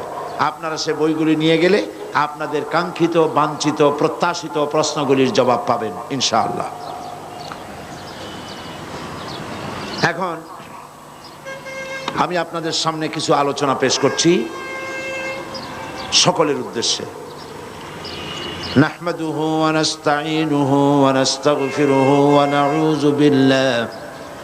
নাউযু বিল্লাহি মিন শুরুরি আনফুসিনা ওয়া মিন সাইয়্যাতি আ'মালিনা মান ইয়াহদিল্লাহু ফালা মুদিল্লা লাহু ওয়া মান ইউদ্লিল ফালা হাদিয়া লাহু ওয়া নাশহাদু আন লা ইলাহা ইল্লাল্লাহু ওয়াহদাহু লা শারীকা লাহু ونشهد أن سيدنا وحبيبنا ومولانا محمدا عبده ورسوله الذي أرسله بالحق بشيرا ونذيرا وداعيا إلى الله بإذنه وسراجا منيرا فقد قال الله تعالى في كلامه المجيد وفرقانه الحميد أعوذ بالله من الشيطان الرجيم بسم الله الرحمن الرحيم يا أيها الناس اعبدوا ربكم الذي خلقكم والذين من قبلكم لعلكم تتقون আমার সম্মানিত মা ও বোনেরা, আসসালামু আলাইকুম ওয়া রাহমাতুল্লাহি ওয়া বারাকাতুহু। সম্মানিত মা ও বোনেদের উদ্দেশ্যে এতক্ষণ তাদের প্রশ্নের জবাব দিলাম। এখন আপনাদের খেদমতে আরজ করছি, আল্লাহ রাব্বুল আলামিন এই পৃথিবীতে মানব গোষ্ঠীকে সৃষ্টি করেছেন তার ইবাদতের জন্য। সেই ইবাদত, যে ইবাদতের জন্য আল্লাহ পাক মানুষ এবং জিন জাতিকে সৃষ্টি করেছেন, সেই ইবাদতটা আমাদেরকে বুঝতে হবে। সেই ইবাদত কি? পৃথিবীতে নারী এবং পুরুষ আল্লাহ সৃষ্টি করেছেন, উভয়কেই বানায়েছেন তার ইবাদত করার জন্য, তার গোলামি করার জন্য।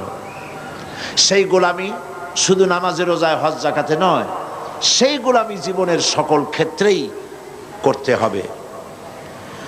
মহিলাদের ব্যাপারে আল্লাহ পাক কোরআনে কারিমে বহুত কথা বলেছেন। নারী এবং পুরুষকে ইসলাম সমান অধিকার দিয়েছে। নারীদের ব্যাপারে আজ এক শ্রেণীর বুদ্ধিজীবী, এক শ্রেণীর কবি সাহিত্যিক, তারা নারীদেরকে কথা বোঝাচ্ছে যে ইসলাম নারীদেরকে ঠকায়। বিশেষ করে যে ফতোয়ার প্রশ্নটা প্রথম এসেছে, ফতোয়া এই শব্দটিকে এমনভাবে নিন্দনীয়, ঘৃণিত হিসাবে পত্রপত্রিকা লিখেছে, যাতে করে একজন নারী যখন এই ফতোয়ার শব্দটি পড়ে তখন তার কাছে মনে হয় ফতোয়া মানেই হলো নারী নির্যাতনের একটি হাতিয়ার। ঠিক কিনা? এটি হলো একটি দুরভিসন্ধির ফসল, ষড়যন্ত্রের ফসল। নারী এবং পুরুষ উভয়ের সমান অধিকার দিয়েছে ইসলাম। এর থেকে বড় অধিকার আর কেউ দেয়নি। বুদ্ধিজীবীরা চায় তথাকথিত কবি সাহিত্যিকরা চায় পুরুষের বিরুদ্ধে নারীদেরকে খেপিয়ে তোলা, এবং সেজন্য এনজিওরা বিরাট ভূমিকা পালন করতেছে। তারা নারীদের মুখ থেকে স্লোগান তুলাইছে এই কথা বলে, কিসের বর কিসের ঘর, কিসের বর কিসের ঘর, যা খুশি তাই কর। এটা একটা স্লোগান হলো। এরপরে স্লোগান তুলেছে আমার দেহ আমার সিদ্ধান্ত, দেহ আমার সিদ্ধান্ত আমার। এই স্লোগানগুলি এনজিওদের শিখিয়ে দেওয়া। দেহ আমার সিদ্ধান্ত আমার, এই কথা আপনি বলতে পারেন না, কারণ দেহ আপনার আপনি দাবি করতে আংশিক হলেও পারেন, কিন্তু এই দেহটা সৃষ্টি করেছেন কে? নাম বলুন, কে করেছেন? এ দেহ তার স্রষ্টা হচ্ছেন আল্লাহ পাক। সুতরাং এই দেহের ব্যাপারে সিদ্ধান্ত নেওয়ার মালিক আপনি নন। এ দেহের ব্যাপারে আপনি কিভাবে চলবেন, দেহের কেমন যত্ন করবেন, কেমন পোশাক পরবেন, সেই সিদ্ধান্ত আপনার হতে পারে না। এই সিদ্ধান্ত নেবেন তিনি, যিনি আপনার এই দেহ সৌষ্ঠব, অঙ্গ সৌষ্ঠব, সৌন্দর্য যিনি দান করেছেন। সিদ্ধান্ত তারটাই গ্রহণ করতে হবে। এখন প্রশ্ন হয়েছে, আপনি সিদ্ধান্ত নেবেন কি এনজিওদের না আল্লাহ? কার সিদ্ধান্ত নেবেন?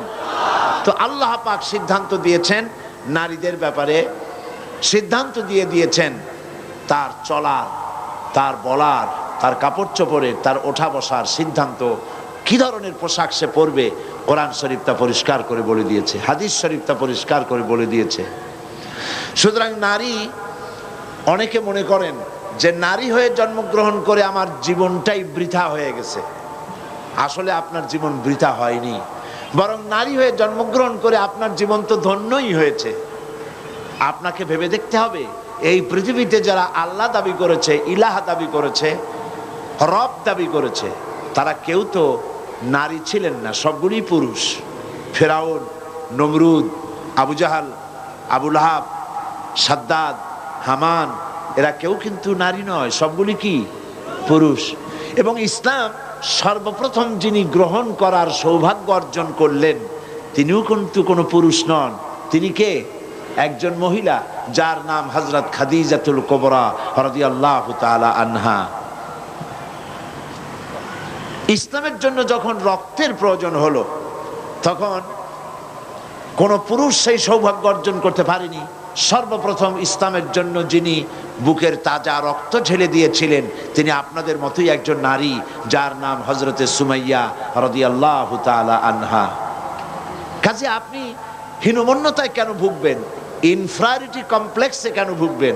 আপনি তো আল্লাহর সৃষ্টির মধ্যে শ্রেষ্ঠ সৃষ্টি, সুবহানাল্লাহ বিহামদিহি, সৃষ্টির সেরা মানুষ, আপনি তাদেরই একটা অংশ। মেয়েদের মর্যাদা এবং সম্মান ইসলাম সব থেকে বেশি দিয়েছে। তাদের মর্যাদায় কোথাও ঘাটতি করা হয়নি। রাসূল করিম সাল্লাল্লাহু আলাইহি ওয়াসাল্লাম ইন্তেকাল করার পর তার দেহ মোবারক, সেটাও স্থাপিত হয়েছে, রাখা হয়েছে একজন নারীর ঘরে। সে নারী হচ্ছেন আমাদের মা হযরতে আয়েশা সিদ্দিকা রাদিয়াল্লাহু তাআলা আনহা। তার ঘরেই তাকে সমাহিত করা হয়েছে, মাদফুন করা হয়েছে। কোন পুরুষের পায়ের তলে আল্লাহর জান্নাত, একথা তো রাসূলুল্লাহ বলেন নাই। বলেছেন? একথা বলেন নাই। আপনি নারী হয়ে জন্মগ্রহণ করে আপনার জীবন তো সফল। রাসূল করিম সাল্লাল্লাহু আলাইহি সাল্লাম বলেছেন, সন্তানের বেহেশত হচ্ছে তার মায়ের পায়ের তলে। তা আপনার মর্যাদা কোথায় নিয়ে যাওয়া হয়েছে আপনি কি ভেবে দেখেছেন? আপনাকে এনজিওরা, তথাকথিত কবি সাহিত্যিক, বুদ্ধিজীবীরা আপনাকে বেপর্দা করে ভোগের সামগ্রী বানাতে চায়। আর ইসলাম আপনাকে পর্দা করে সম্রাজ্ঞীর আসনে মর্যাদা দিতে চায়। এখন আপনি কোনটা নেবেন, এটা আপনার বিবেকের প্রশ্ন, আপনিই ভেবে দেখুন। ইসলাম এই যত নাটক হচ্ছে, সিনেমা হচ্ছে, কবিতা সাহিত্য রচনা হচ্ছে, সবগুলিতেই দেখানো হচ্ছে যে ইসলাম শোষণ করতেছে নারীকে। আলেম ওলামারা শোষণ করতেছে নারীকে। ইসলাম নারীকে অগ্রগতি, প্রগতির পথে বাধা দেয়। তারে কাজ করতে দেয় না, লেখাপড়া শিক্ষা করতে দেয় না। এ কথা কি সত্য? জবাব দেন, এ কি সত্য? রাসূলুল্লাহর জীবন দেখুন। লেখাপড়ায় বাধা কে দিয়েছে? ইসলাম বাধা দেয় নাই। ইসলামই তো সর্বপ্রথম বলেছে তালাবুল ইলমি ফরিদাতুন আলা কুল্লি মুসলিমিন ওয়া মুসলিমাতিন। রাসূলুল্লাহ বলেছেন সর্বপ্রথম এই পৃথিবীতে জ্ঞান অর্জন করা প্রত্যেকটি মুসলিম নরনারীর জন্য ফরজ, অবশ্য পালনীয় কর্তব্য। সেখানে নারীকে বাদ দেওয়া হয় নাই, নারীকে লেখাপড়া করতে বলা হয়েছে। হযরত আয়েশা সিদ্দিকা রাদিয়াল্লাহু তাআলা আনহা আমাদের কি বলেন জানেন না আপনারা? সমস্ত মুমিনদের কি মা। হযরত আয়েশা রাদিয়াল্লাহু তাআলা আনহা হাজার হাজার সাহাবীদের হাদিসের ওস্তাদ ছিলেন, তাফসীরের ওস্তাদ ছিলেন, ফিকহের ওস্তাদ ছিলেন। হাজার হাজার সাহাবীদের তিনি ফিকহ শিখিয়েছেন, কোরআন শিখিয়েছেন, হাদিস শিখিয়েছেন। সুবহানাল্লাহ। তিনি শিক্ষয়িত্রী ছিলেন। হযরত আয়েশা সিদ্দিকা রাদিয়াল্লাহু তাআলা আনহা যুদ্ধের ময়দানে সেনাপতির দায়িত্ব পালন করেছেন। ইসলাম নারীকে কোথায় ঠকালো? নারীকে কাজ করার অধিকার দিয়েছে। হযরত ওমর রাদিয়াল্লাহু তাআলা আনহু তিনি একটা বাজারের, একটা এলাকা অর্থনীতির ব্যাপারে এবং বাজারের সবকিছু দেখাশোনার দায়িত্ব একজন মহিলার উপরে দায়িত্ব প্রদান করেছিলেন। ইসলাম নারীকে কোথাও ঠকায়নি, সব জায়গায় ইসলাম নারীকে জিতিয়েছে। একটা কন্যা সন্তান যখন পৃথিবীতে জন্মগ্রহণ করে, মা বোনেরা লক্ষ্য করুন, একটা মেয়ে যখন কারো ঘরে আসে, সেই ঘরে রহমতের ফেরেশতা আসে। রহমতের ফেরেশতা এসে গৃহবাসীকে সালাম দেয় আর ওই মেয়েটির মাথার উপরে হাত বুলায় আর বলে, এই ঘরে যারা বাস করো তাদের উপরে আল্লাহর রহমত নাজিল হোক।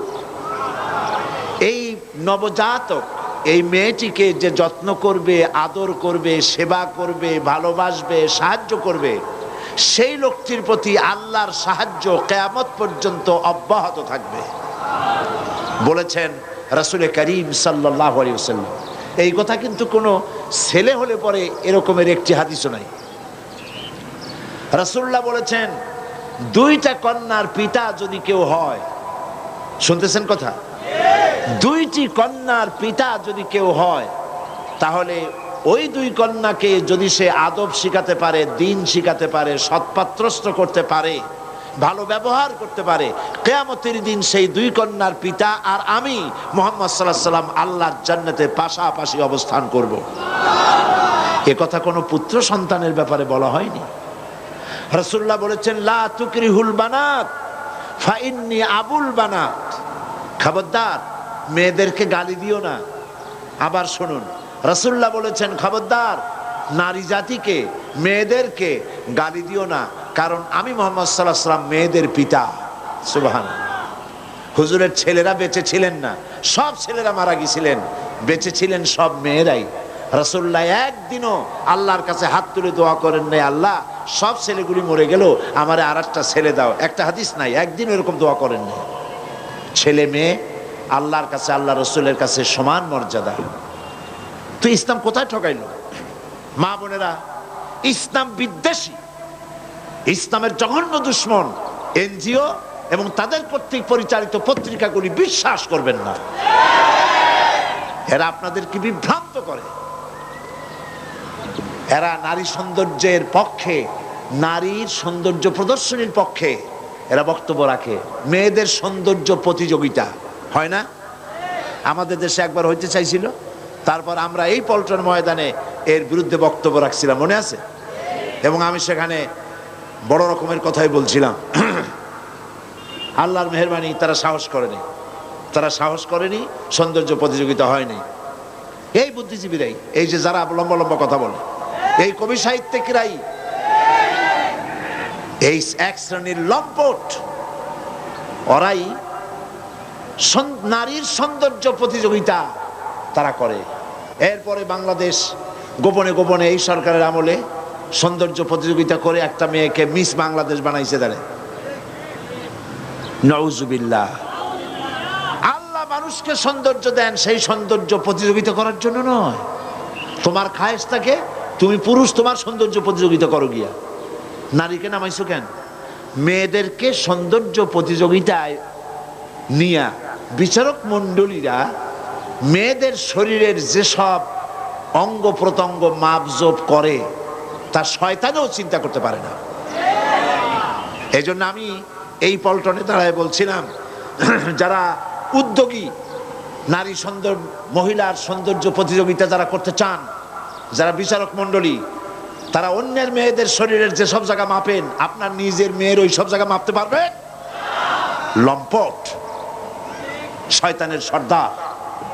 এরা নারীকে বেইজ্জত করতে চায়, আর ইসলাম নারীকে ইজ্জত দিতে চায়। ইসলাম নারীকে বোরখা পরাইছে, ওদের খুব আপত্তি। বোরখা পরালে তো তাদের লাম্পট্য প্রবৃত্তি চরিতার্থ করার সুযোগ হয় না।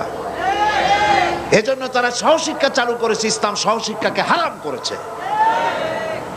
নারীর জন্য নারী পুরুষ একসাথে লেখাপড়া করবে না, মেয়েদের জন্য আলাদা মেডিকেল কলেজ করো, এত কিছু বানাইতে পারো মেয়েদের জন্য আলাদা, প্রত্যেক শহরে প্রত্যেকটা ডিস্ট্রিক্ট টাউনে এক একটা মেডিকেল কলেজ করো, মহিলাদের জন্য আলাদা, মহিলাদের জন্য আলাদা ইউনিভার্সিটি করো, মহিলাদের জন্য আলাদা মাদ্রাসা করো, মহিলাদের জন্য আলাদা হসপিটাল করো।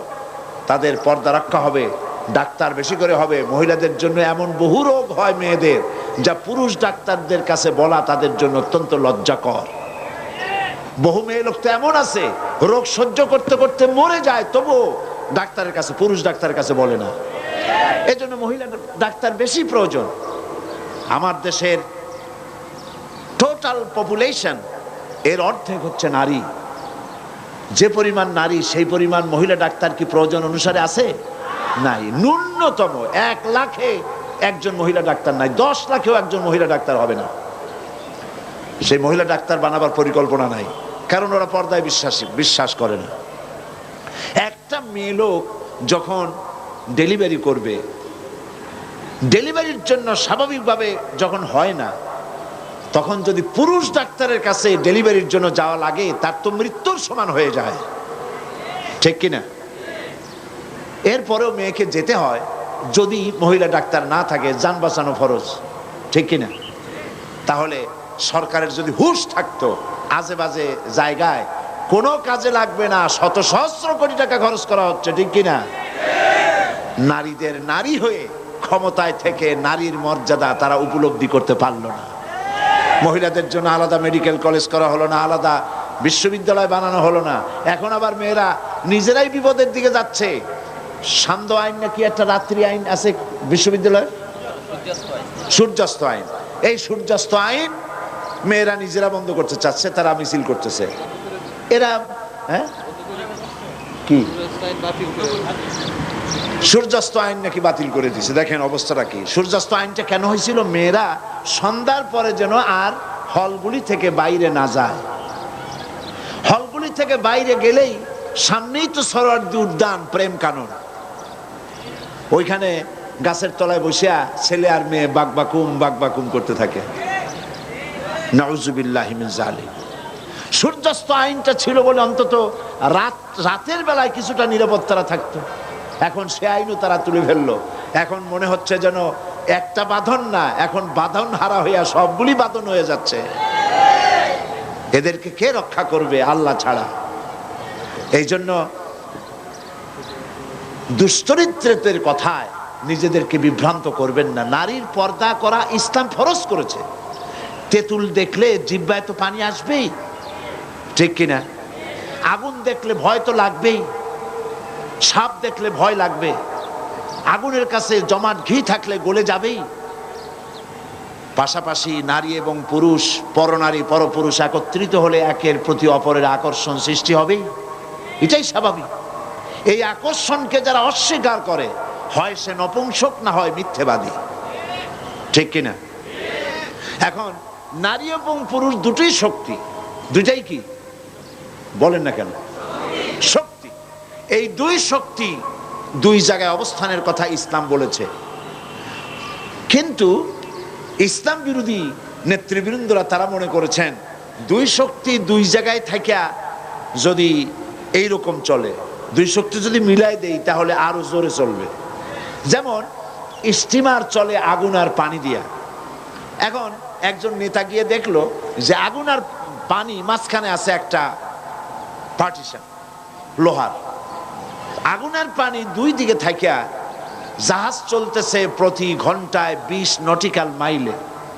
এখন আমি যদি মাঝখান থেকে পার্টিশন তুলে দিয়ে আগুন আর পানি মিলাই দিতে পারি তাহলে 40 নটিক্যাল মাইলে চলবে জাহাজ। এই মনে করে কোন নেতা প্রগতিবাদী তথাকথিত দুর্গতিবাদী কোন নেতা স্টিমারের আগুন আর পানির মাঝখানের পার্টিশন যদি তুলে ফেলে দেয় তাহলে আপনারা বলেন 40 মাইল বেগে সামনে যাবে না পাতালপুরীর নেমন্তন্ন খাইতে যাবে? কপাল পোড়া নেতা, কপাল পোড়া এনজিও, কপাল পোড়া বুদ্ধিজীবী, কপাল পোড়া নাট্যকার, কপাল পোড়া কবি সাহিত্যিক মেয়েদেরকে উলঙ্গ করে রাস্তায় বের করতে চায় তাদের লাম্পট্য প্রবৃত্তিকে চরিতার্থ করার জন্য। তোমরা কি আল্লাহর চাইতে বেশি বোঝো? তোমরা কি আল্লাহর চাইতে বেশি বোঝো? তোমরা কি রাসূলের চাইতে বেশি বোঝো? ইসলাম নারী এবং পুরুষকে আলাদা করেছে আলাদা জায়গায় থাকার জন্য, নারীর অধিকার নষ্ট করার জন্য নয়। নারীর অধিকার ইসলাম দিয়েছে, বিবাহের ব্যাপারে নারীকে অধিকার দেওয়া হয়েছে। মেয়ের অমতে বিয়ে দিতে পারবেন না। আপনি বাপ এবং মা হওয়া সত্ত্বেও ফোর্স খাটিয়ে মেয়েকে বিবাহ দিতে পারবেন না। মেয়ে যদি বলে এই পুরুষকে আমি গ্রহণ করব না, আপনি জোর করে বিবাহ দিতে পারেন না। নারীর এই অধিকার কে দিয়েছে? কোন ধর্ম দেয় নাই, ইসলাম দিয়েছে। এমন কি বাল্য বিবাহ আপনি করাই দিলেন, কিন্তু মেয়ে যখন বড় হলো তারপরে যদি স্বামী তার পছন্দ না হয় তাহলে কি হবে? হাদিস শুনুন, আবু দাউদ শরীফে আসছে, এক যুবতী নারী রাসূল কারীম সাল্লাল্লাহু আলাইহি ওয়াসাল্লামের খেদমতে হাজির হলেন। মহিলা এসে বললেন, ইয়া রাসূলুল্লাহ, আমার ছোট্ট অবস্থা আমার মা বাপ আমাকে একটা পুরুষের সঙ্গে বিয়ে দিয়েছিল। আমার তখন বিবাহের জ্ঞান, পুরুষ সম্পর্কিত কোনো অভিজ্ঞতা, কোনো জ্ঞান আমার ছিল না। বিয়ে হওয়ার পরে আমার যখন বয়স হয়েছে, এখন দেখছি যে এই পুরুষ আমার পছন্দ নয়, আমি এখন কি করতে পারি? রাসূলুল্লাহ বললেন, এটা তোমার ইখতিয়ার, ইচ্ছে করলে বিয়ে রাখতেও পারো, ইচ্ছে করলে বিবাহ ভঙ্গও করতে পারো। সুবহানাল্লাহ বলবেন না? এর থেকে অধিকার দেবে এনজিওরা, দেবে লম্পটেরা? অধিকার আল্লাহ এবং রাসূল যা দিয়েছে তার থেকে অতিরিক্ত অধিকার কারো দেওয়ার ক্ষমতা নাই। নারীকে বিবাহ করার, স্বামী চয়েস করার, তালাক দেওয়ার সব অধিকার ইসলাম দিয়েছে। এরপরে তারা বলে কি, আল্লাহ নিজেই নারীকে ঠকাইছে। কত বড় শয়তান চিন্তা করতে পারেন? আল্লাহ নাকি নারীকে ঠকাইছে। কিভাবে? একজন নাট্যকার তো বলেই ফেলেছে আল্লাহ অঙ্কে কাঁচা। নাউযুবিল্লাহি মিন যালিক। আল্লাহ ঠকালেন কিভাবে নারীকে? কয় যে একটা ছেলে সমান দুইটা মেয়ে, দুইটা মেয়েতে বাপের যে সম্পত্তি পাবে একটা ছেলেতে তাই পাবে। তাহলে ইসলাম তো আল্লাহ নিজেই তো মেয়ে লোককে ঠকাই দিল। কপাল পোড়া, দুনিয়ার সব বোঝে, কোরআনের জ্ঞান নাই। পণ্ডিত, তবে মূর্খ পণ্ডিত। কি পণ্ডিত? মূর্খ পণ্ডিত। কোরআনের জ্ঞান নাই, কিচ্ছু নাই, জিরো। কোরআন জানো না, কিচ্ছু জানো না, আল্লাহর কাছে কোনো দাম নাই। মুসলমান দাবি করতে চাও, কোরআন বুঝতে হবে, ঠিক কিনা? কোরআন বুঝতে হবে। তুমি বুদ্ধিজীবী হয়েছো, তাতে কি হয়েছে? তোমার চাইতে বড় বুদ্ধিজীবীর নাম হলো শয়তান। সবচাইতে বড় বুদ্ধিজীবী কে? শয়তান। সে বুদ্ধি দিয়ে আর্গুমেন্ট করছিল আল্লাহর সামনে, তারপর হয়েছে কি? শয়তান হয়ে গেছে। আল্লাহ রাব্বুল আলামিন কোরআন শরীফের ভেতরে তিনি মেয়েদের ব্যাপারে ছেলের চাইতে এক ভাগ কম দিলেন কেন? প্রশ্ন। জবাব হচ্ছে এই, মেয়ে এবং ছেলে, মেয়ে অনেক জায়গা থেকে তার পাওয়ার জন্য জায়গা করে দেওয়া হয়েছে। মেয়ে বাপের সম্পত্তিতে পাবে, মায়ের সম্পত্তিতে পাবে, ছেলের সম্পত্তি থেকে পাবে, ভাইয়ের সম্পত্তি থেকে পাবে, স্বামীর সম্পত্তি থেকে পাবে, স্বামীর কাছ থেকে মহারানা পাবে। মোট 8 জায়গা থেকে নারীর পাওয়ার জায়গা 8টা। পয়েন্ট, 8টি জায়গা থেকে মেয়েরা পাবে, আর ছেলে পাবে শুধু পিতার কাছ থেকে। তাহলে কে জিতলো, ছেলে না মেয়ে? মেয়েকে জিতানো হয়েছে। তলায় দেখতে হবে, ভাষা ভাষা দেখলে হবে না, গভীরে যেতে হবে। তো বাপের সম্পত্তিতে একটুখানি কম মেয়েকে দেওয়া হলো কেন? তা দেওয়া হয়েছে এই কারণে যে সমস্ত খরচ তো ছেলেরই হয়, পুরুষেরই সব খরচা। স্ত্রী যদি কোটি কোটি টাকার মালিক হয়, তার কোনো খরচ নাই। খরচ কার? ছেলের, স্বামীর খরচ। সমস্ত খরচই হচ্ছে ছেলের, মেয়ের কোনো খরচ নাই। এরপরে দেখুন, যদি সমান ভাগ করে দেওয়া হতো, তাহলে স্ত্রী স্বামী এই সম্পত্তিটা বিক্রি করে চলে যেত, তাহলে বাপের বাড়ি আর কিছু নাই। এখন যদি এই স্ত্রী তালাকপ্রাপ্ত হয় অথবা বিধবা হয়, তাহলে দাঁড়াবে কোথায়? দাঁড়াবে আর কোনো জায়গা থাকবে না। এই জন্য ভাইকে একটা ভাগ আল্লাহ পাক বেশি দিয়ে দিলেন। তোমার এই বোনটা যদি তালাকপ্রাপ্ত হয় অথবা বিধবা হয়, তাহলে এর দায় দায়িত্ব তোমাকে বহন করতে হবে, যার জন্য একটু বেশি তোমার দেওয়া হইল। আল্লাহর বিচারের চাইতে তুমি বেশি বোঝো।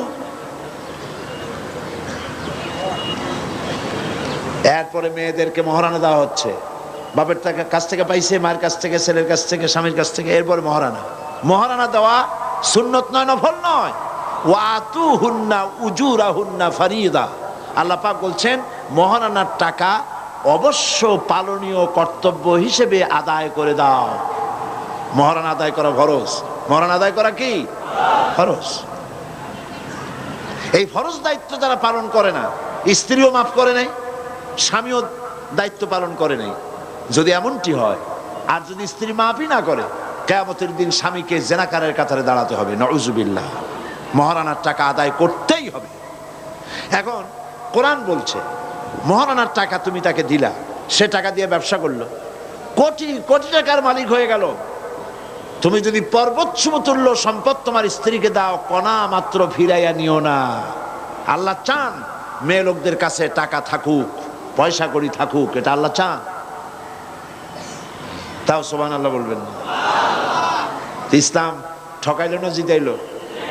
জিতিয়ে দিয়েছে। মহারানার টাকা দাও, সম্পদ দাও, পয়সা করি দাও, আর এই 8টা 10টা জায়গা থেকে তার পাওয়ার সোর্স রয়েছে।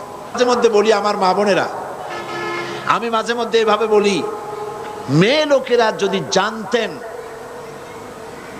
ভালো করে শুনুন, মেয়ে লোকেরা যদি জানতেন ইসলাম, আল্লাহ এবং তার রাসূল, কোরআন আর হাদিস তাদেরকে কি অধিকার দিয়েছে, এই কথা যদি তারা জানতেন, তাহলে আর কিছু নয়, শুধু তাদের অধিকারটা পাওয়ার জন্য সরকারের বিরুদ্ধে আন্দোলন করত। তোমার কাছে কিচ্ছু চাই না, ইসলাম আমাদের যা দিছে সেইটা ফিরিয়ে দাও, এটা পাওয়ার জন্য তারা আন্দোলন করতেন। ইসলাম সর্বাধিক সুযোগ সুবিধা নারীদেরকে দান করেছে, অধিকার দিয়েছে। সেই অধিকার আপনার ফিরে পেতে হলে আপনাকে ইসলামে আন্দোলন করতে হবে, ইসলামে আন্দোলনে আসতে হবে।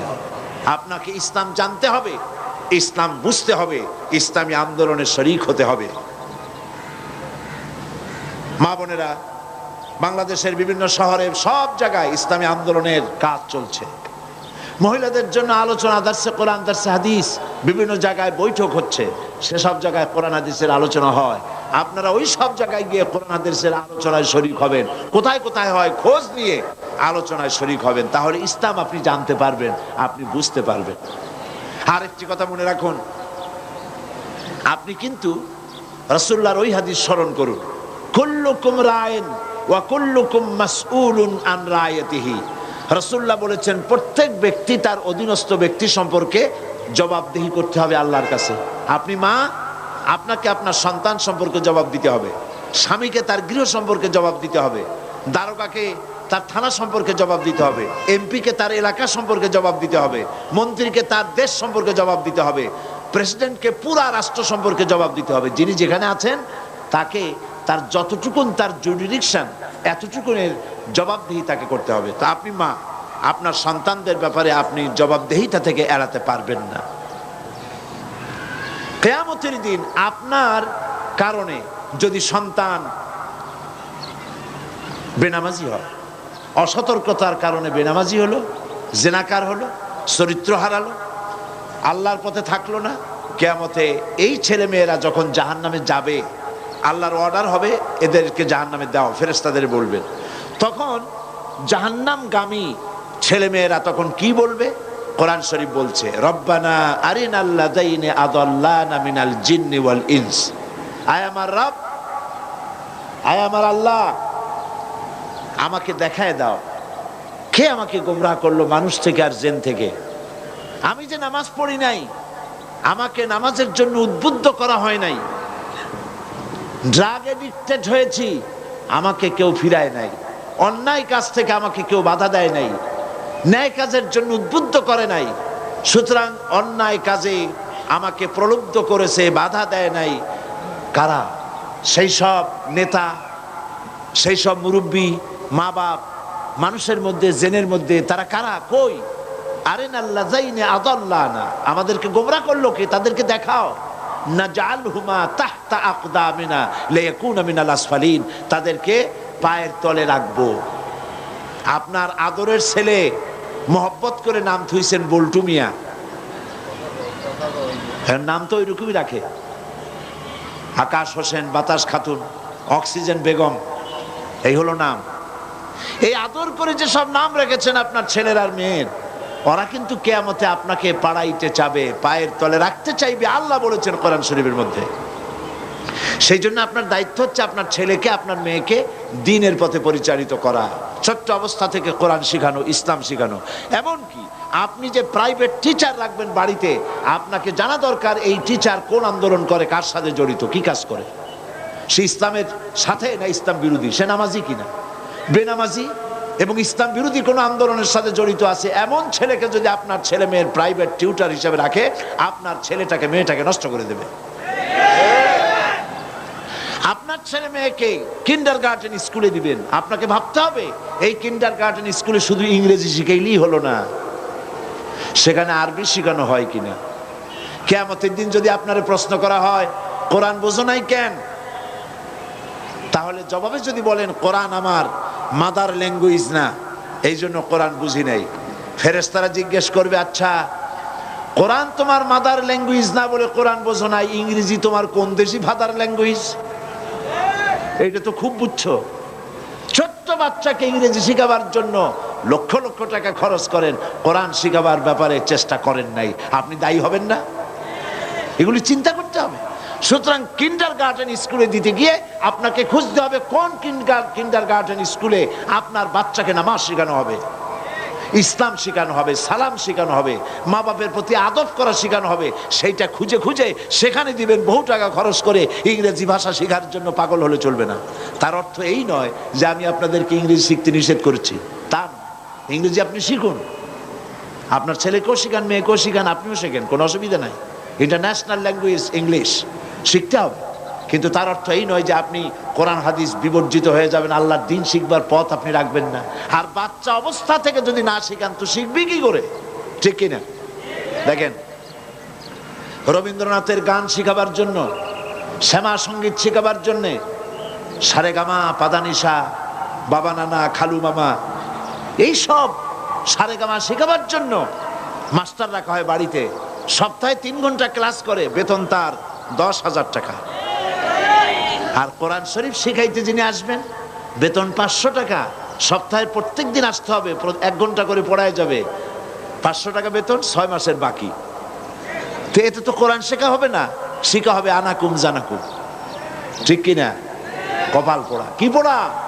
কপাল পোড়া। সেই জন্য মা বোনদের বলবো, সন্তানদেরকে ছোট্ট অবস্থা থেকে কোরআন শিখান, হাদিস শিখান, চরিত্র শিখান, দ্বীন শিখান, ঈমান শিখান। মেয়ে যখন একটু বড় হয়েছে, 4 বছর 5 বছর বয়স হয়ে গেছে, আর হাফ প্যান্ট পরাবেন না, ওকে সালোয়ার পরান, কামিজ পরান। 6-7 বছর বয়স হয়েছে, 8 বছর বয়স হয়ে গেছে, চাদর পরান, শরম শিখান। মেয়েটা বাধ্যগত হবে। আর যদি 10-12 বছর, 13-14 বছর, 15-16 বছর বয়স হয়ে গেছে, জিন্সের প্যান্ট, গেঞ্জি আর শার্ট পরে রাস্তায় নামতেছে, মাথায় বব কাটিং দিয়ে, আপনি কথাও কন না, বেশি দূর যাওয়া লাগবে না, অল্প সময়ের মধ্যে মেয়ে আপনার বাঁধন হারা হয়ে বাঁধনের তালিকায় খাতায় নাম লেখাবে। এই জন্য কন্ট্রোল করার দায়িত্ব আপনার, ঠিক কিনা? আপনার দায়িত্ব, আপনি আপনার মেয়েকে কন্ট্রোল করুন। ছোট্ট অবস্থাতে করতে হবে। বাঁশের কঞ্চি হয়, এই কঞ্চিগুলি নরম থাকে, বাঁশের জন্ম অবস্থায় নরম থাকে, তখন যেমন খুশি তেমন ঘুরানো যায়।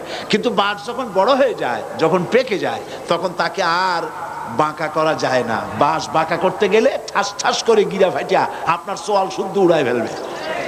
এই জন্য বাচ্চা অবস্থা থেকে তাকে কন্ট্রোল করেন। বড় হয়ে গেলে আর পারবেন না, ছেলে বলবে মা বুড়ি মানুষ তুমি বুঝবা কি, এখন মডার্ন যুগ, পাঙ্কের যুগ। ছেলেরা এখন শুধু মেয়েরাই নাকে ফুল পরে না, ছেলেরাও নাকে ফুল পরা আরম্ভ করছে। নাকে ফুল, কানে ফুল, ঠোঁটের মধ্যেও রিং পরে। আমি ইউরোপে আমেরিকায় দেখছি ছেলেরা ঠোঁটে, জিহ্বায়, নাভিতে বড় বড় রিং পড়েছে, কানের মধ্যে, নাকের মধ্যে। মাথার চুল চতুর্দিক দিয়ে কামাইয়া মাথার উপরে তালপট্টির দ্বীপের মতো বানাইছে। আবার কেউ বা মাথার দুই দিক থেকে চুল কামাইয়া মাথার উপরে তাল পাতার মতো, মোরগের ঝুটির মতো করে তাতে আবার রং মাখছে।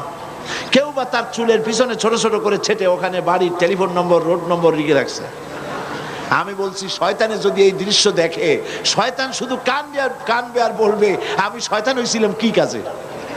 এগুলি তো মারাত্মক শয়তান। পুরুষ চুলের অবস্থা দেখলে অস্থির হয়ে যেত, কি চুল।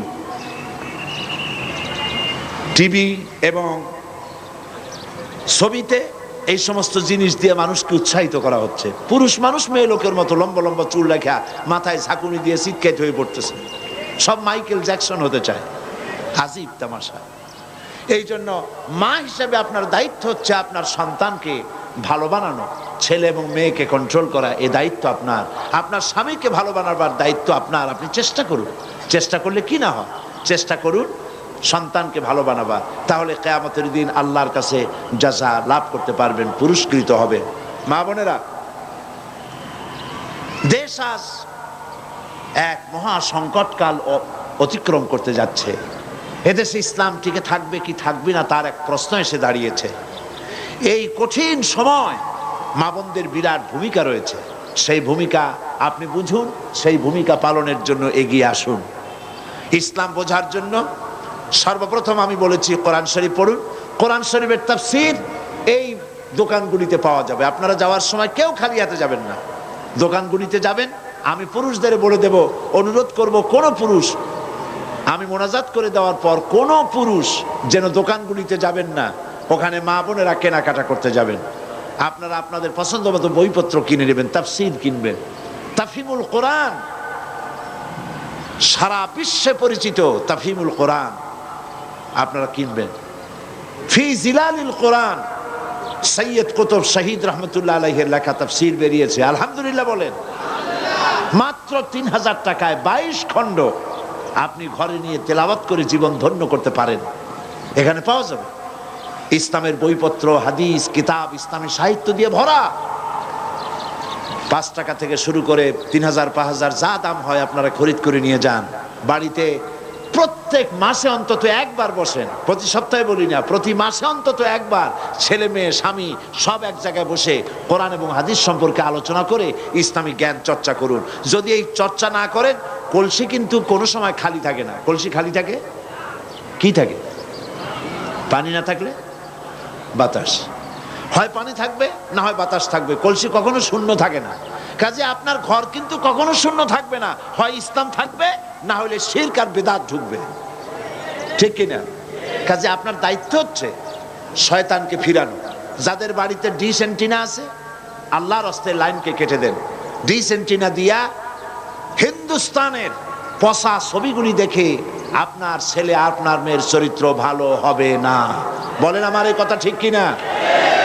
লজ্জা হওয়া উচিত।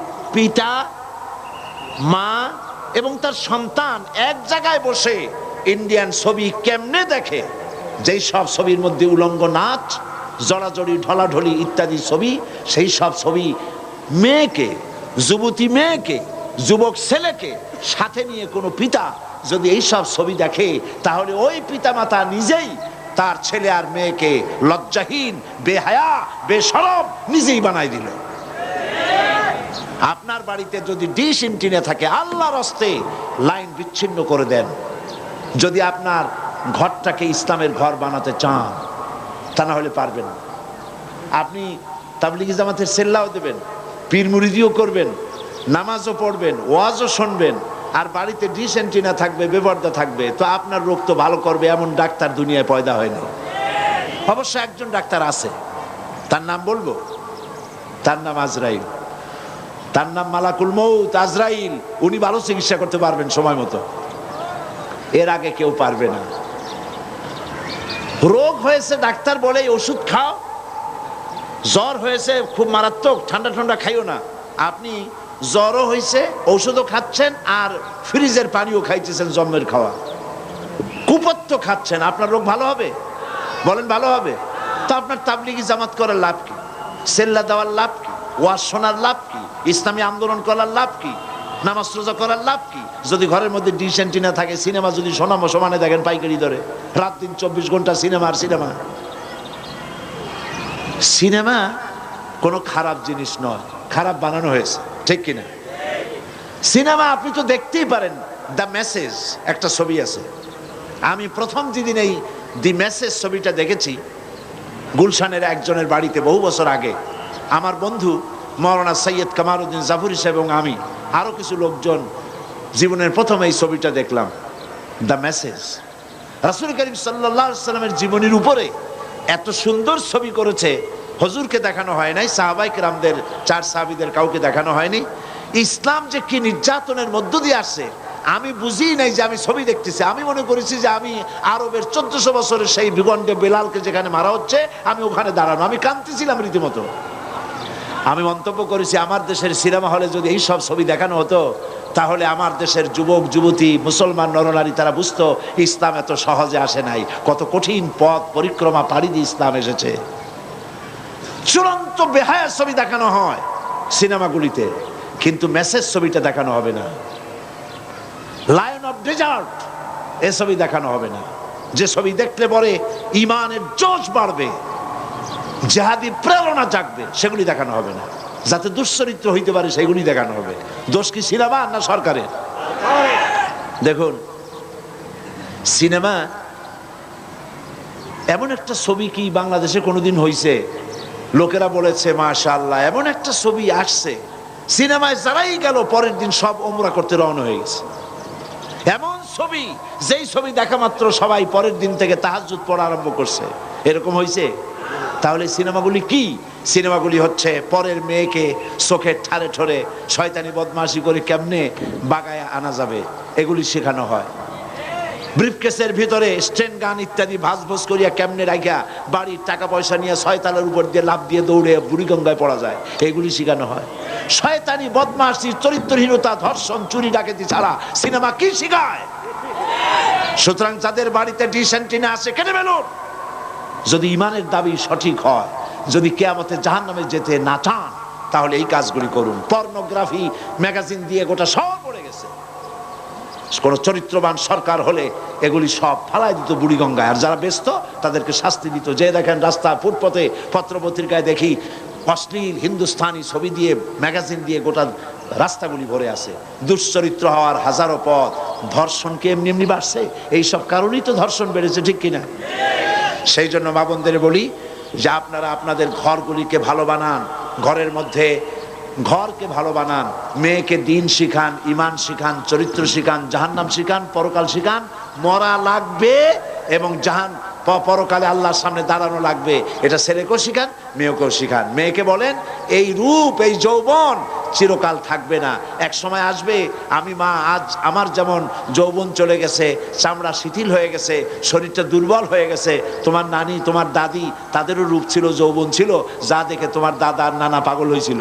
এখন তাদের রূপও নাই, যৌবন নাই, সব বাটি লেগে গেছে। তোমারও এইরকম হবে, তোমারও এইরকম হবে। সুতরাং যৌবন থাকতে এই শক্তি দিয়ে আল্লাহর ইবাদত করো, নামাজ পড়ো, রোজা করো, পর্দা করো, দিনের উপরে থাকো, চরিত্রবতী হও, কোরআন শেখো, ইসলাম শেখো, হাদিস শেখো। এভাবে করে যদি আপনি বানাইতে পারেন, কিয়ামতের দিন এর জাযা আল্লাহ পাক আপনাদেরকে দান করবেন। বলেন আমিন। আমি আর বক্তব্য রাখতে চাই না। মা বোনেরা যিনি যেখানে দাঁড়ায় আছেন আপনারা বসেন, আমি আপনাদের জন্য মোনাজাত করব। সব মা বোনেরা যার যার জায়গায় বসুন, আমি আপনাদের জন্য এখন দোয়া করব। মোনাজাতের আগে কথা বলতে চাই, ইসলামী পাঠাগার আল্লাহর এক নিয়ামত। বলেন আলহামদুলিল্লাহ। অন্তত বছরে একবার হলেও ইসলামী পাঠাগার আপনাদেরকে সম্মানের সাথে এখানে এনে কোরআন ও হাদিসের কথা শোনায়। বলেন আলহামদুলিল্লাহ। আপনারা মেহেরবানি করে তাদের জন্য দোয়া করবেন। ইসলামী পাঠাগারের উদ্যোক্তা, প্রতিষ্ঠাতা, সভাপতি শহীদ আবুল কাসেমের জন্য দোয়া করবেন। আর বর্তমান কমিটিতে যারা আছে তাদের জন্য দোয়া করবেন। এবং এই বিশাল আয়োজন, এত বড় প্যান্ডেল, বিশাল মাঠ জোড়া প্যান্ডেল করতে অনেক খরচ হয়েছে ইসলামী পাঠাগারের। প্রত্যেকটা খুঁটিতে একটা করে বাক্স বান্ধা আছে। আপনারা মেহেরবানি করে ইসলামী পাঠাগারের যে বিরাট খরচ হয়েছে, সেই খরচে শরীক হওয়ার জন্য আল্লাহর হস্তে তাদেরকে কিছু পয়সা করি, টাকা করি সাহায্য করবেন। এটা আমি দাবি করছি আপনাদের প্রতি, আপনারা এটা করে যাবেন। আর মোনাজাতের পর যাওয়ার সময় লাইব্রেরিগুলিতে পাশেই আছে বুক স্টল, অন্তত 100 বুক স্টল এখানে আছে। এই বুক স্টলগুলিতে ইসলামের বইপত্র দিয়ে ভরা। আপনারা সেখান থেকে আপনাদের প্রত্যাশিত কাঙ্ক্ষিত বইগুলি আপনারা সেখান থেকে কিনে নেবেন। আল্লাহ পাক তৌফিক দান করুন। আল্লাহুম্মা আমিন। মা বোনেরা মোনাজাত করুন, সবাই হাত তুলে দোয়া করুন। রব্বানা যালামনা আনফুসানা ওয়া ইন লাম তাগফির লানা ওয়া তারহামনা লানাকুনান্না মিনাল খাসিরিন। আয় আল্লাহ তাআলা, হাজার হাজার মা বোনেরা এবং ভাইয়েরা কষ্ট করে জুমার দিনে দীর্ঘক্ষণ ধরে আমরা তোমার দিনের কথা আলোচনা করেছি, শুনেছি। রব্বুল আলামিন মেহেরবানি করে আমাদের আলোচনার সওয়াব জনাবে মুহাম্মদুর রাসূলুল্লাহ সাল্লাল্লাহু আলাইহি ওয়াসাল্লামের রূহ মুবারকে পৌঁছায় দাও। तमाम পৃথিবীর মাটির নিচে যত মুমিন মুমিনাত শুয়ে আছেন তাদের আরওয়ার পরে সওয়াব পৌঁছায় দাও। রব্বুল আলামিন মা বোনেরা যারা এসেছেন, মা বোনদের জিন্দেগির সমস্ত গুনাহ খাতা মাফ করে দাও। রব্বুল আলামিন মা বোনদের এমন জীবন যাপন করার তৌফিক দাও যাতে করে কিয়ামতের দিন হযরত আবু বকর, হযরতে আয়েশা, হযরতে খাদিজা, হযরত ফাতেমা তাদের সঙ্গে হাসর নসিব হয়ে যায়। আয় আল্লাহ তাআলা, যে সমস্ত মা বোনদের স্বামী নাই, দুনিয়ায় মারা গেছে, আল্লাহ তুমি তাদের সাহারা হয়ে যাও।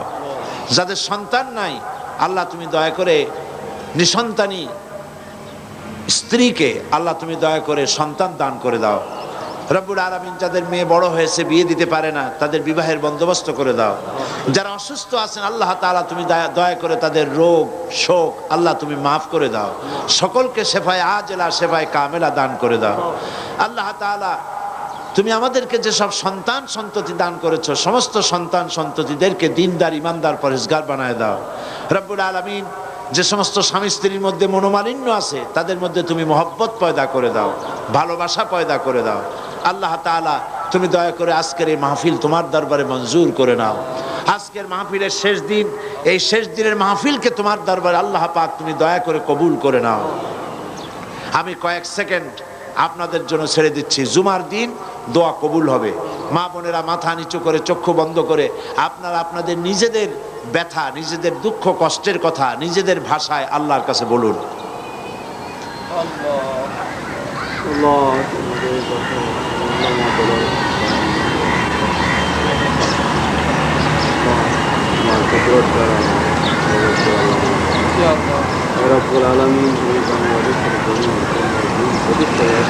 হায় আল্লাহ, মা বোনেরা ভাইয়েরা যেসব মনের ব্যথা এবং কষ্ট তোমার কাছে আরজি পেশ করেছে, সকলের দিলের দুঃখ দূর করে দাও, দিলের কষ্ট দূর করে দাও। আল্লাহ পাক আমাদের প্রিয় জন্মভূমি বাংলাদেশের উপরে তোমার খাস রহমত নাজিল করো। এই দেশে যে জুলম চলতেছে, সেই জালিমদের হাত থেকে আল্লাহ পাক তুমি মজলুমদেরকে হেফাজত করো। আল্লাহ তাআলা বাংলাদেশকে ইসলামী রাষ্ট্রে পরিণত করে দাও। কোরআন সুন্নাহর আইন এখানে প্রতিষ্ঠিত হতে পারে সে সুযোগ তুমি করে দাও। রব্বুল আলামিন গোটা পৃথিবীর বুকে মুসলমানদের উপরে তুমি রহমত নাজিল করো, আমাদের সকলের দিলের নেক আশা তুমি পূরণ করো। ربنا تقبل منا إنك أنت السميع العليم وتب علينا إنك أنت التواب الرحيم سبحان ربك رب العزة عما يصفون وسلام على المرسلين والحمد لله رب العالمين واجعل آخر كلمة عند الموت لا إله إلا الله محمد رسول الله السلام عليكم ورحمة الله